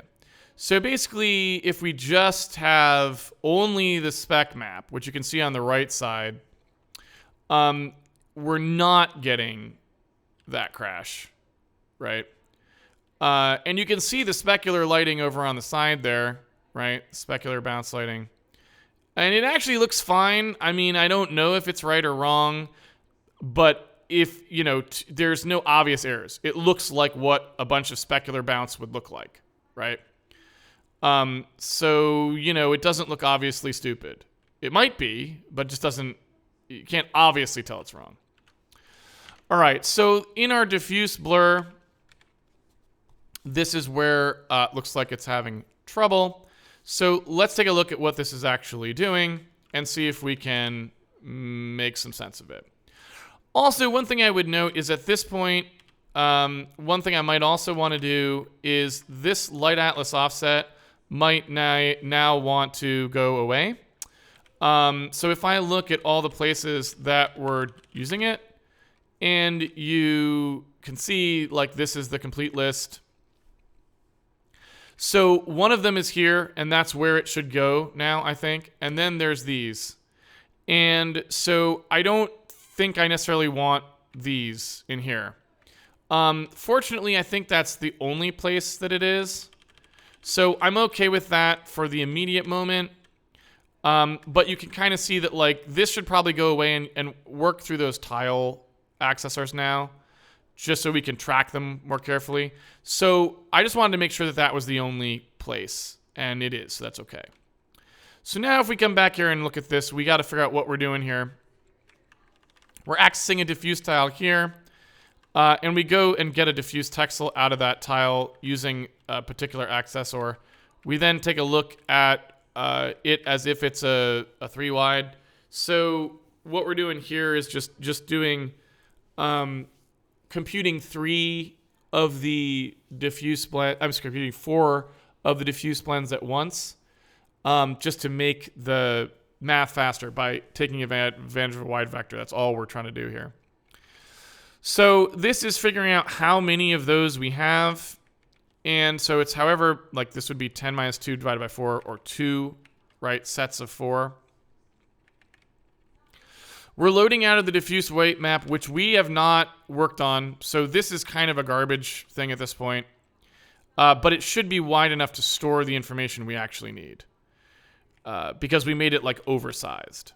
So presumably this will be fine. Make sure that's true. Yep. And then inside here where we're looping over the spec atlas, again, we're just looping over the SYSX for that. And for each one of these, we're just accessing it. So inside the spec atlas, we get this out and off we go, right? So in theory, that should be fine because it's just using the standard offsets and we're looping over literally just the specular values there. So yeah, unless we're loading out of the weights wrong or something. How big is the diffuse weight? 6 minutes. Yeah, so we shouldn't be able to do that either. I mean, it looks fine to me.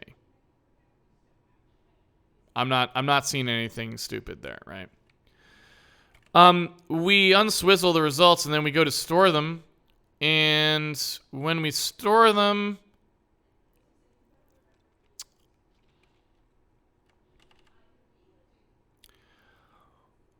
I mean, we're not doing anything interesting there either.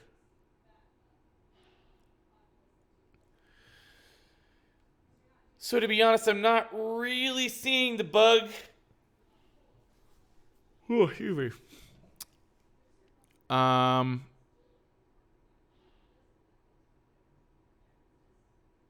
Nothing's jumping out at me.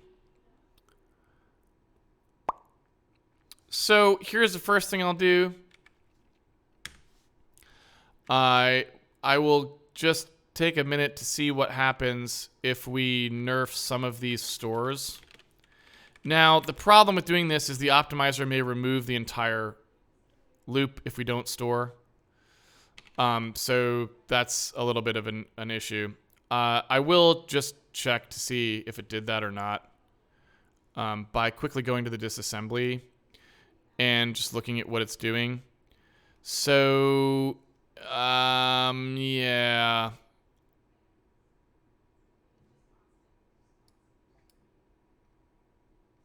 I mean, it sure looks like it's doing the transpose. Like, it's got a bunch of shuff PSs in there, right? So I think it's still generating the loop, even though it's not using the values from it. Yeah, it is. So if we just run this loop, although it's probably not loading this... Well, it is if it's going to transpose it.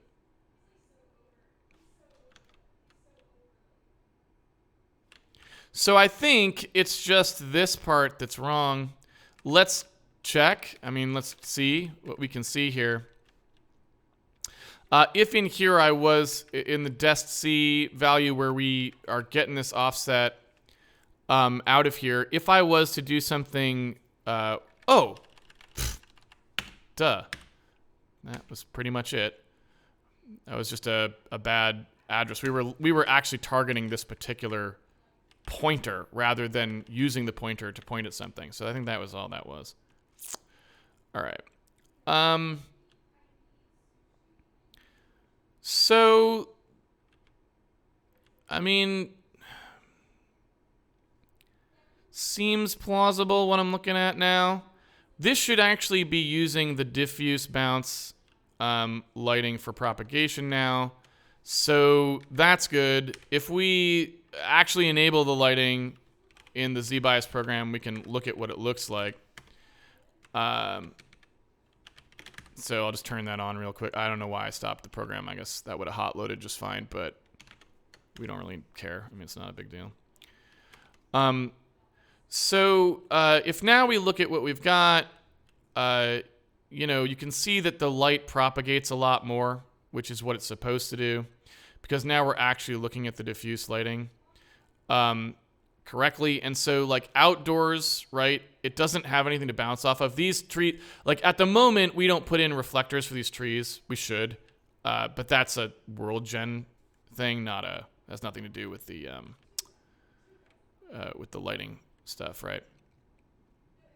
But hopefully you can see now, yeah, so the bounce lighting, it fills up the space a lot more with light, right? Which is what it's supposed to do. And maybe those lights are a little bit bright, like, you know, you can see that they're getting fully bounced around. But a lot of that is just because we're not taking into, we're not taking any light out on the bounce. So, like, when we go over to the irradiance computation, so here, we're not actually modulating this bounce. We're just saying here's the actual color, the full color that was sampled at this point. So what we probably want to be doing here, where we look at this values, we've got the sample P, sample N, and so when we do get voxel irradiance at,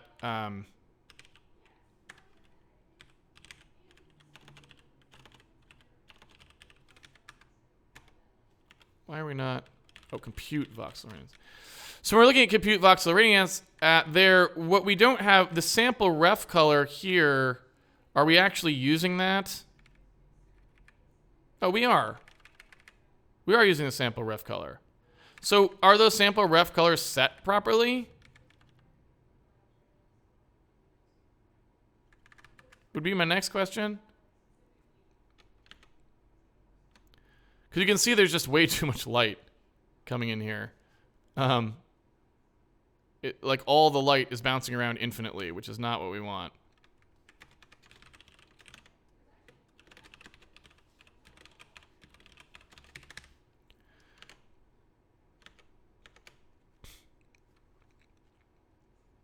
So let me just see what happens if we have some bounce degradation.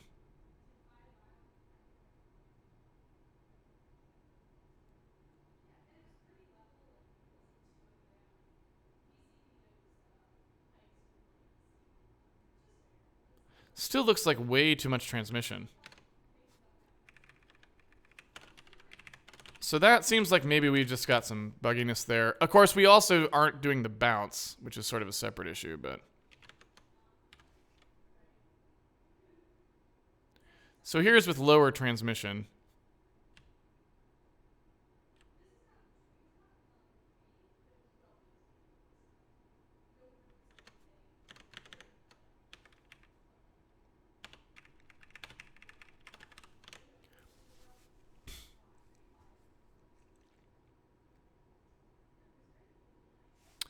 That's interesting. So is this... Where are we crashing there?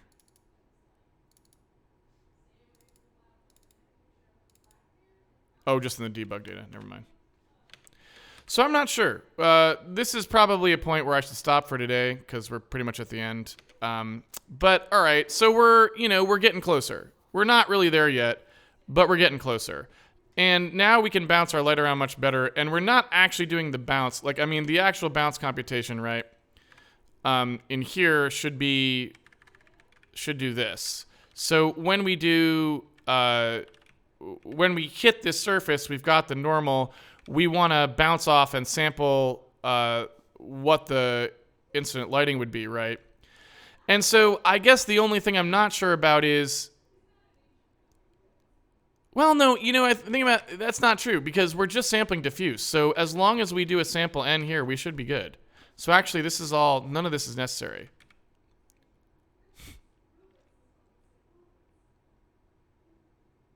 Yeah, that's not true. So that should be it. We should be able to just sample that n because that's the sum of the diffuse light in that direction, right?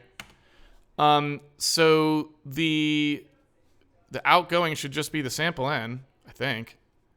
And then we, then we multiply it. So I don't know what why it seems like we're getting too much buildup of light, which is not what I would have expected. But that seems to be what's happening. And I don't know if that's just because of the way the diffuse sum is working out. We've got like a bug in there where, it should be knocked down by some constant value where there's an integral and we're missing the like constant term. So it could be that like these things here are wrong. You know what I mean? It could be that like, this is supposed to be that, right? Or that. And it could be like that's what's actually causing our problem. And, I have no idea, right? So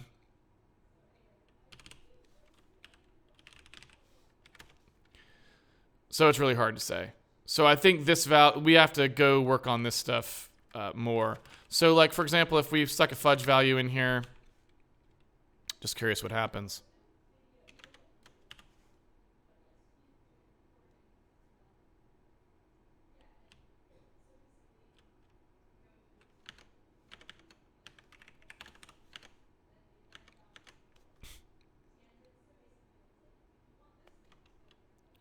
Where are we getting these bugs from?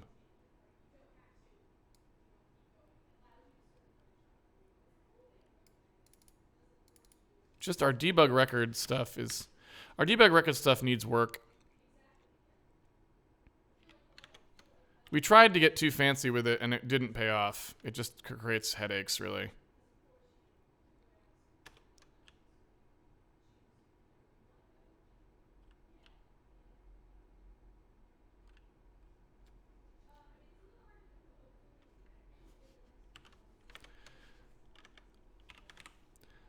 Just empirically looking at what this value would be, just so we can see where our actual bug, like what our bug level, like where the bug actually is sort of more or less.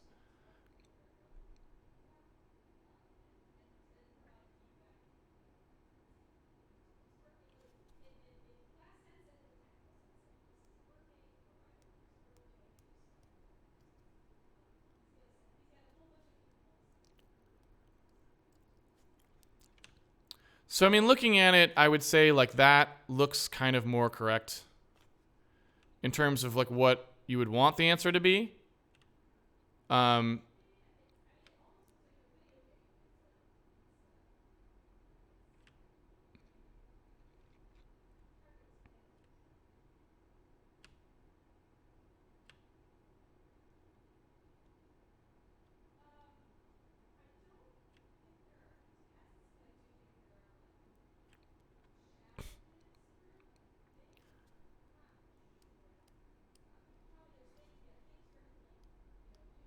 So it's a little bit hard to say.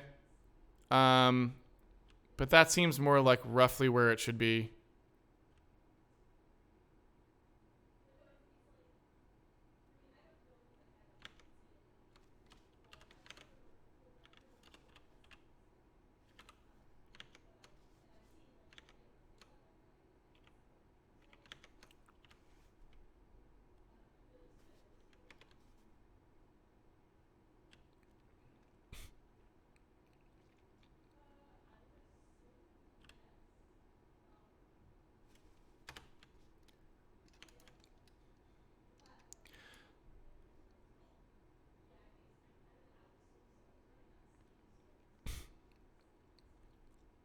All right. So I think, unfortunately, the next thing we would have to do is go through and actually tighten down the lighting equations, which is always a little bit difficult for me because I don't work with them very often. Like, I'm very comfortable with camera stuff and lens stuff, and I'm very uncomfortable with lighting stuff, which just because it's just not something I work on very often. And so, like, figuring out exactly what the values are and how to keep them to unbiased so they stay, within a range that is mathematically determined rather, I mean, because we can go in and add fudge values like this to make it work, right? But I don't really want to. I want to know what the actual equations are and that they're roughly correct. And what's interesting is, like, not sure where this value is coming from, but it's very close to 1, which means the amount of fudging that we actually need to do to keep the lighting stable is quite low. So I'm not sure if we just have some stupid thing we're doing that I'm just not thinking of that's actually like the only problem or something. But I mean, it's like shockingly low amount of fudge to keep it stable. So I don't know. I mean, is it just like a rounding error kind of thing? I doubt that. So I do want to look at it more carefully. Where's the actual explosion point? 9.5? 0.95? Or what?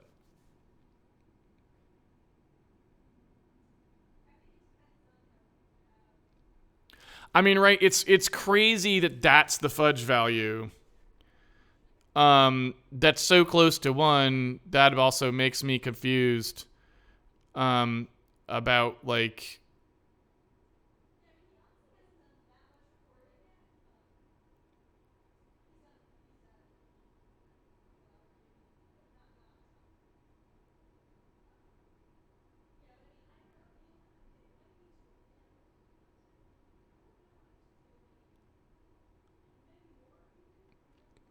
because that still looks right to me.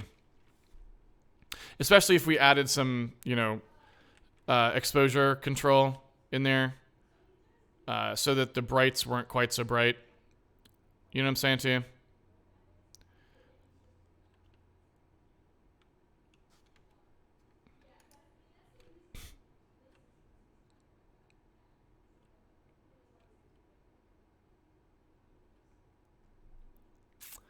Real weird. So basically, as far as I can tell, as long as you take any energy out of the system whatsoever, like as long as you don't use literally 1, the system seems stable. Or am I wrong about that? But like at 1, it appears to be unstable. Maybe it's not unstable. Maybe that's a lie, and it's totally stable at 1, and I just need exposure mapping. And that's the case, I'm pretty happy. But let's leave it here and we'll see.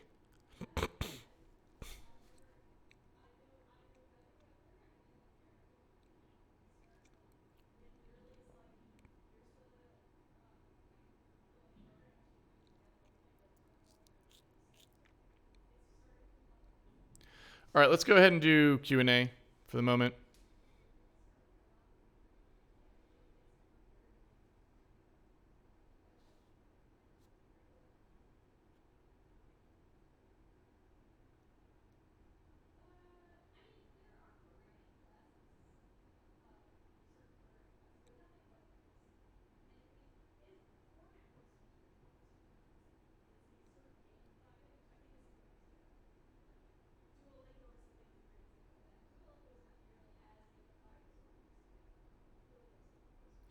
What is the cause of the flickering in the lighting? Will you do some denoising or cast more rays in the future to try to fix it? Yeah, well, it's just sampling noise. No, and I probably wouldn't. I would leave it flickery. I like the flickery look eventually. I'd probably just keep that. If you want to denoise it, then yeah, you would have to basically do a pass. So this looks unstable. This looks like it's continuing to go, right? So it looks like something is, you know,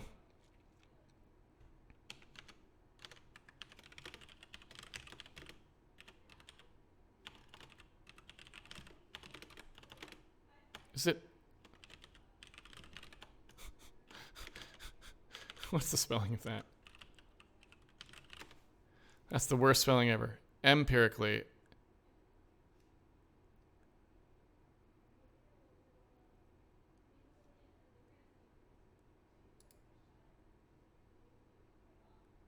Yeah, that's what we're looking for.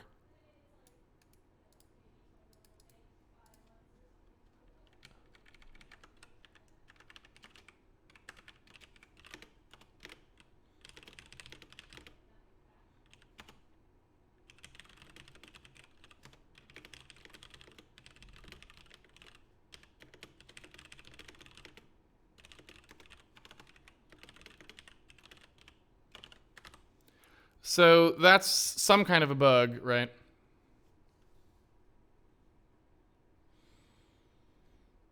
I think you might have flipped to TXTY in test sphere. I think we fixed that though, right?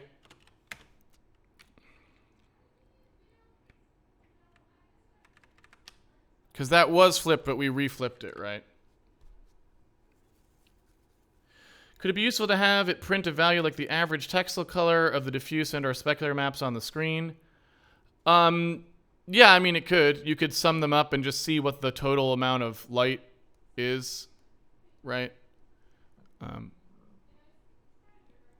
not sure how useful that is because you can kind of see that it's happening. I mean, either it explodes or it doesn't. So at the moment, I wouldn't get very much information out of that value, but it's not a bad value to print. Are you using a different level of assert for release build? No, actually I'm not. So if you want the full speed build, you actually would need to go like turn off like this stuff, right? Which are other things like insertions that slow down the code. And it looks like timed function, it looks like we're not properly undeffing that or something, which is weird. I thought we did, but let me fix that and then I can show you what I mean. So, I guess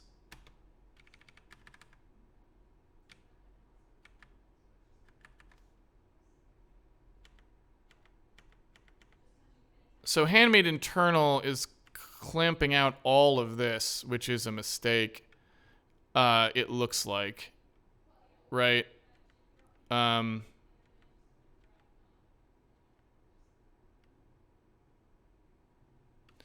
the problem is like this stuff for Handmade slow. If you undefine both of them, it looks like these are not included in that, right? So that seems like an issue.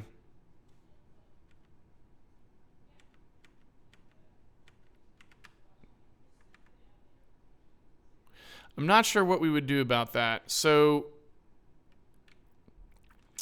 I guess the best thing to do would be to say, well, if this all has to be inside internal anyway, yeah, I don't know what to make of that. It looks like we were trying to make it so that that would be a separate thing we could access. And I'm not sure what the easiest way to prevent that problem would be. I guess you would do something like this.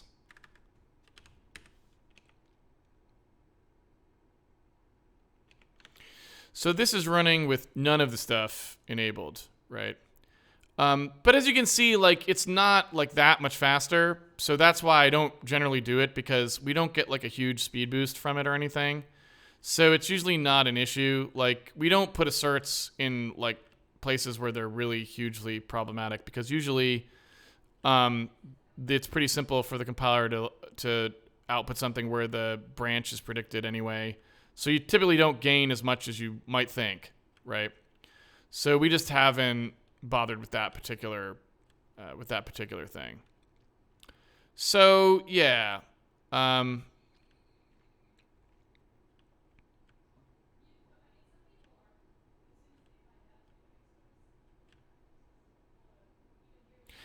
Anyway, we don't really know. The lighting probably has tons of broken stuff in it now. We now need to go through that. Now that we've got the pathway working properly, we now need to go through and actually start to do transmission tests and like see if we can actually get the lighting correct, because that's the next step.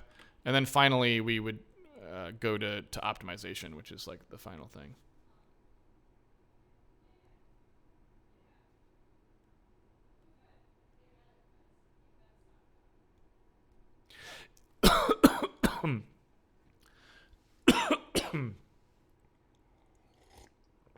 Yeah, I would agree about DuckDuckGo. I've been trying it because Google is so bad now with the search results. I hate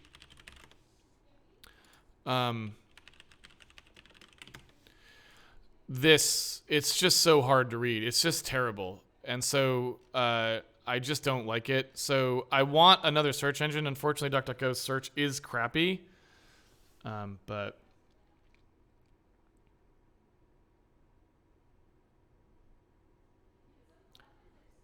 how slow are we? I don't know. Pretty slow at the moment, but it's mostly in the raycast if I remember correctly, so it actually doesn't have that much to do with the sampling. So you can see here that full cast takes up most of the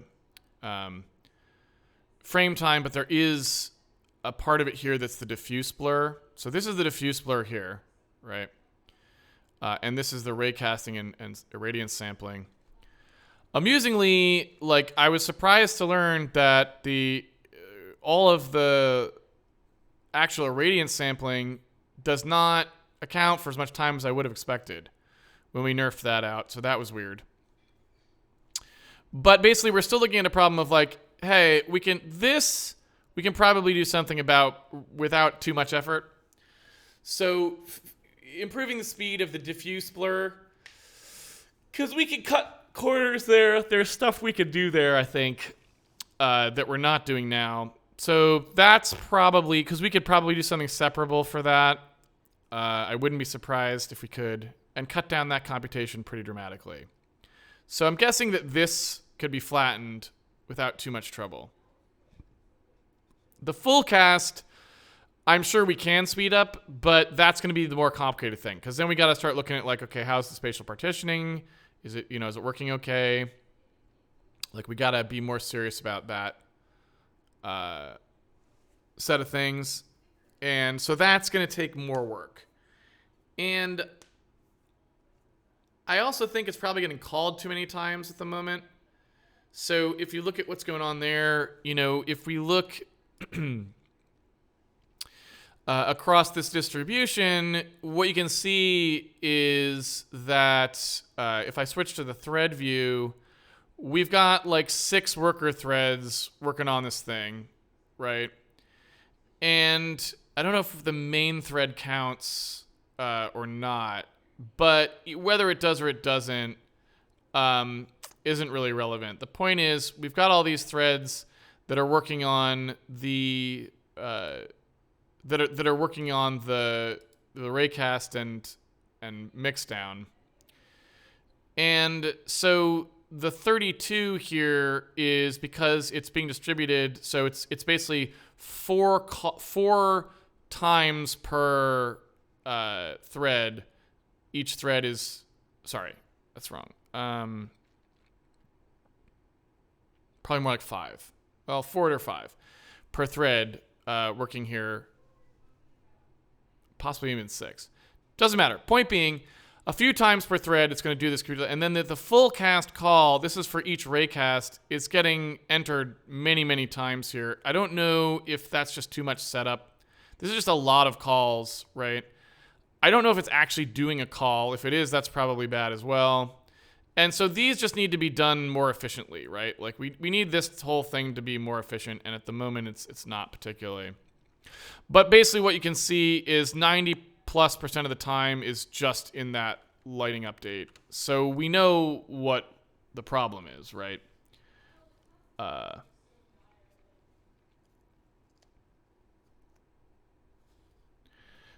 Is the goal to get 30 frames a second in debug? No. The goal is to get 30 frames a second in release mode.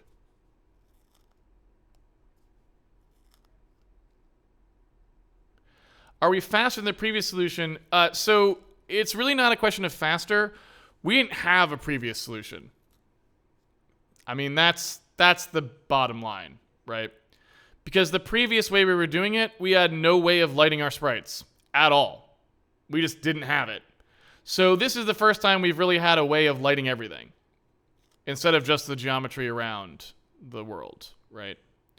And so this allows us to light our sprites as they move through the system, which is important. You know what's one thing I would like to know, by the way, is what would happen now if we got rid of any mention of the light lookup voxel dim.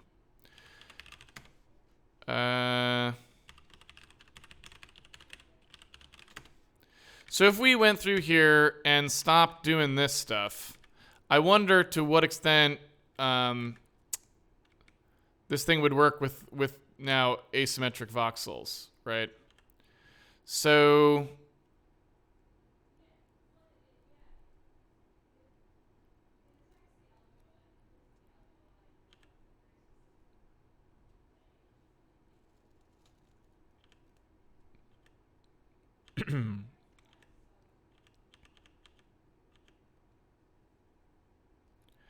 So it's a little bit of work, but it's not much. So we'll be able to use asymmetric voxels too, which would be pretty handy, right? Because one of the things is, like, if we were to reduce the number of voxels we have to deal with, that gives us a free speed win that doesn't involve any work, right?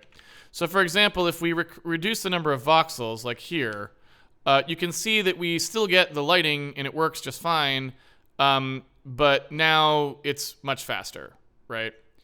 And so, you know, we can definitely do something like that, but we just, you know, again, we just need to kind of know what we're doing here, right?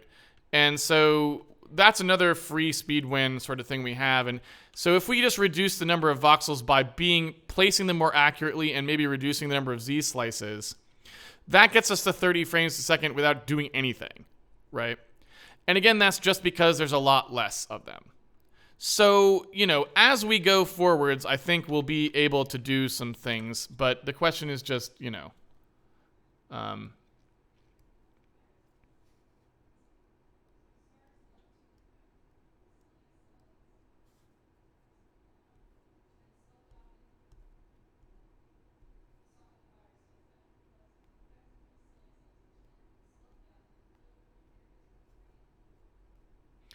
you still parameterize the voxel size? Yes, you can.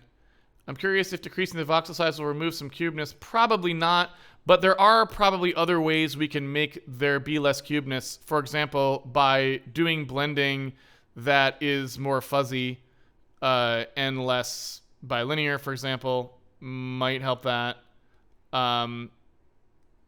Also, just as the lighting solution gets better, there'll be less of that probably fall off as well, so hard to say. For what are you still using voxels? Everything. All the lighting happens on voxels right now. And so also it does seem like we can probably get rid of our light probes, which is good. Like I said, I want to pull that path out, so we probably will get rid of them because we don't need them now.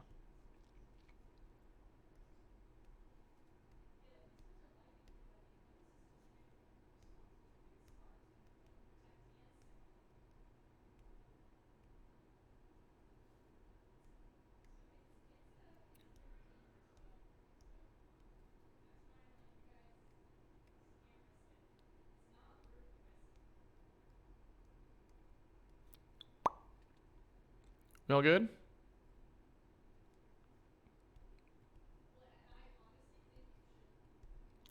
Looks like we are good. Off topic. Do you see Rust replacing C, C++ in the game industry in the next 5 to 10 years? No. I mean, it doesn't really offer anything interesting, so it's a very, very, very minor improvement over C, C++. So I don't see why most people would have really no motivation to switch. They already have code bases written in C, C++. Rust offers them almost nothing. So I wouldn't see that being likely. I could see something like JAI replacing C, C++ because it offers a lot. But, you know, unlike Rust, like from what I've seen, Rust is mostly about people being loud and annoying and telling people they should use it even though there's really no reason to. And sometimes that's what makes languages succeed. So that's why C++ is here, for example. It's also why Java is here. And so, you know, maybe just the belligerent nature of Rust developers will be something that, you know, causes it to gain more adoption. But it's not a particularly interesting language to me. It's got very rudimentary improvements over C++ that I don't consider them to be very important. However, I could easily see a language that did offer something, and if there was such a language available, I could see that being really relevant, right? And I don't know if that'll happen or not, but like the reason I mentioned JAI is because it has real metaprogramming support, and I think that's a massive feature. Like I really think people underestimate how important metaprogramming is. It's the most important thing for a new language. Rust is just a bunch of syntactic nonsense that doesn't really do you any good. JAI has actual real AST metaprogramming support, like that's very good. It has correctly integrated compile time execution of everything.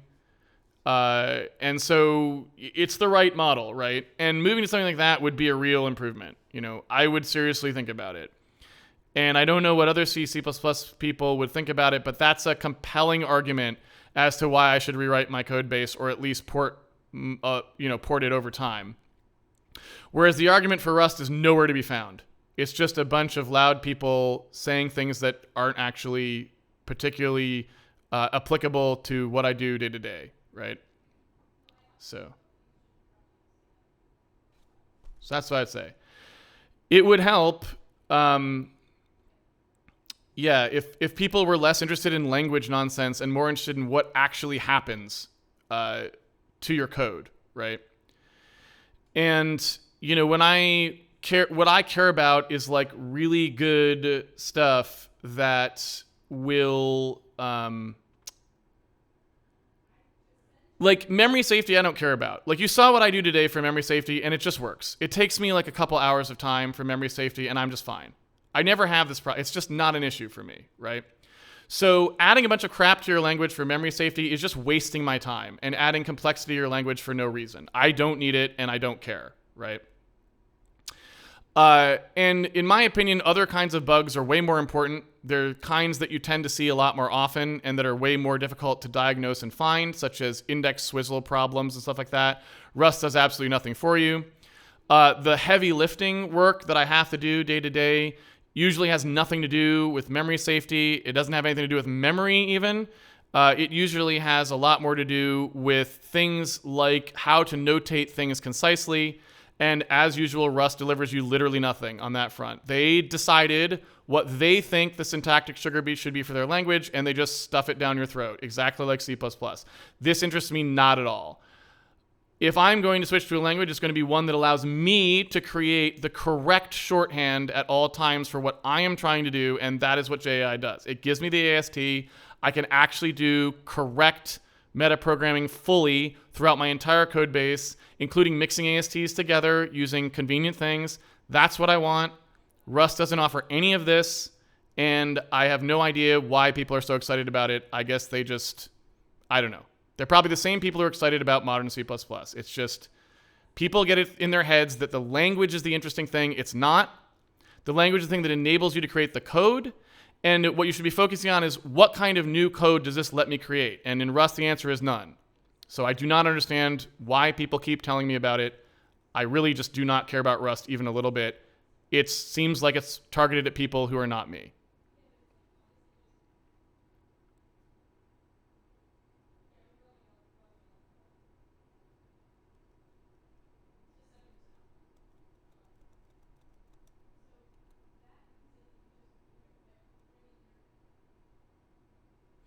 Ravrix, it absolutely is a language problem. Swizzling is 100% a language solvable problem.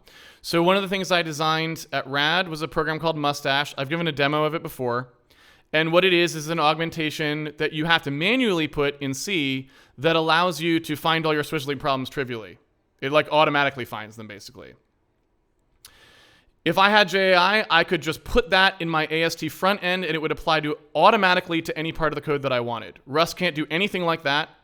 They haven't even discussed that. And as far as I can tell, they don't even know that these are the kinds of things you should be doing in a programming language, right?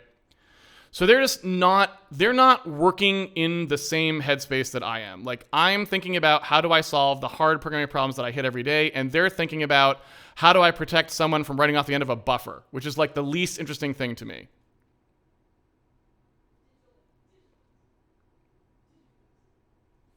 Are there language features in C++ that you like? No. Are there other language features than metaprogramming that you want in a new language? Not really. Like what I would like is a programming language where I can make my own things in the metaprogramming so that it works the way I want it to, right? That's mostly what I want.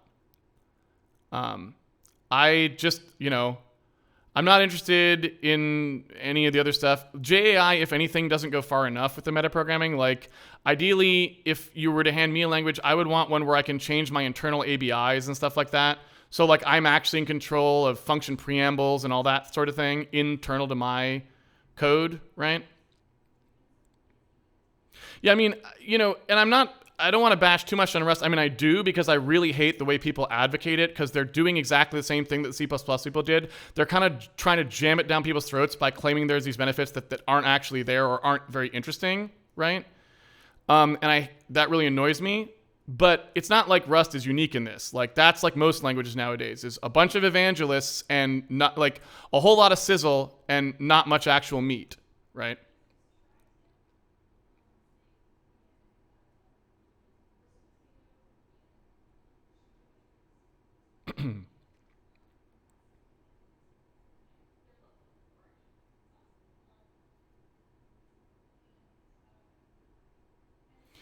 So, Ravrix, if you want me to comment on a specific Rust feature, just point me at the actual feature page and I can sort of go through it if you want.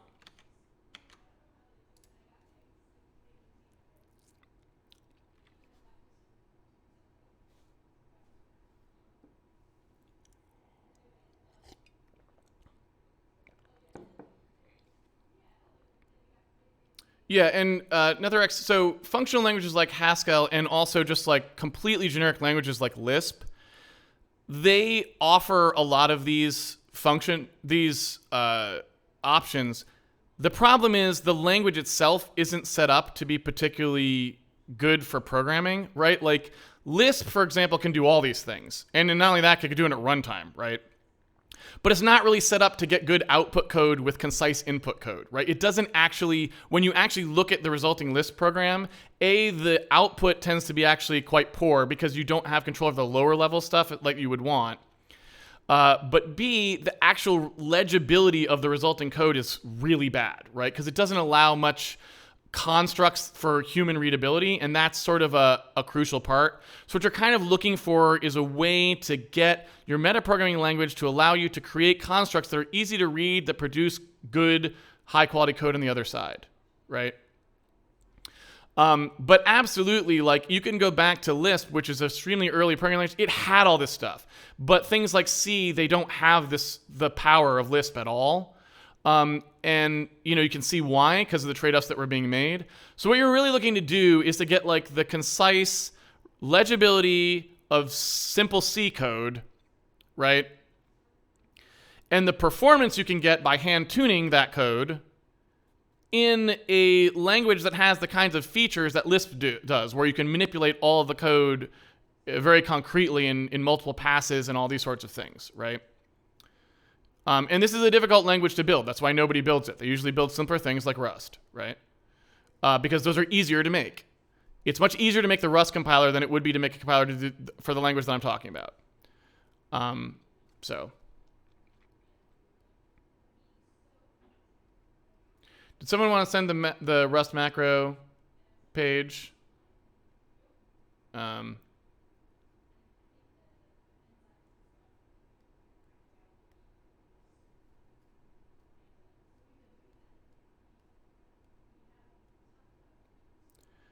Someone wanted me to comment on the Rust macros page.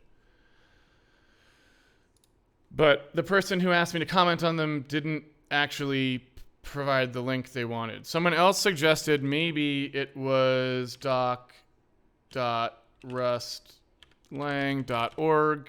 And the answer is, if it's a macro system, then I don't want it, because I don't want macros, but that's a separate issue. I want a thing that allows me to modify the AST, which is not the same. But anyway. So here's one.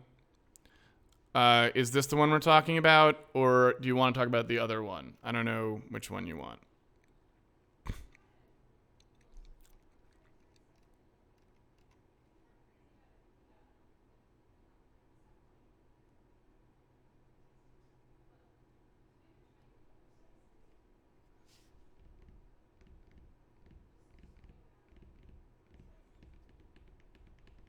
I think it was Raverix originally asked the question, so I was just waiting for them to... So, are we talking about what's on this page, or... Because I'm not... it was not specific what was being asked about, right?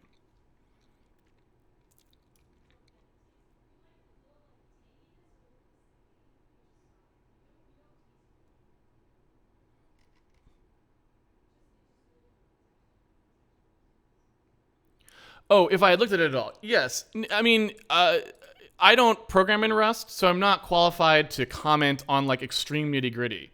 But in order to be a proper metaprogramming system, what you need to do is you need to have exactly what JAI has, which is a message processing loop or other kind of high-level iterator that happens as a procedural piece of code at compile time in your code that can look across the entire code base's AST and make modifications to any of it as it wishes, right? And that is not what Rust has. It doesn't have anything like that, right?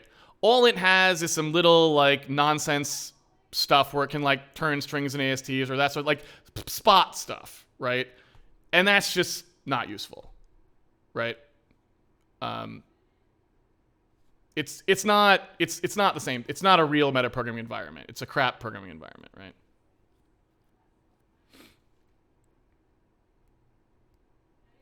Where can I find Mustache? You can't. It's proprietary.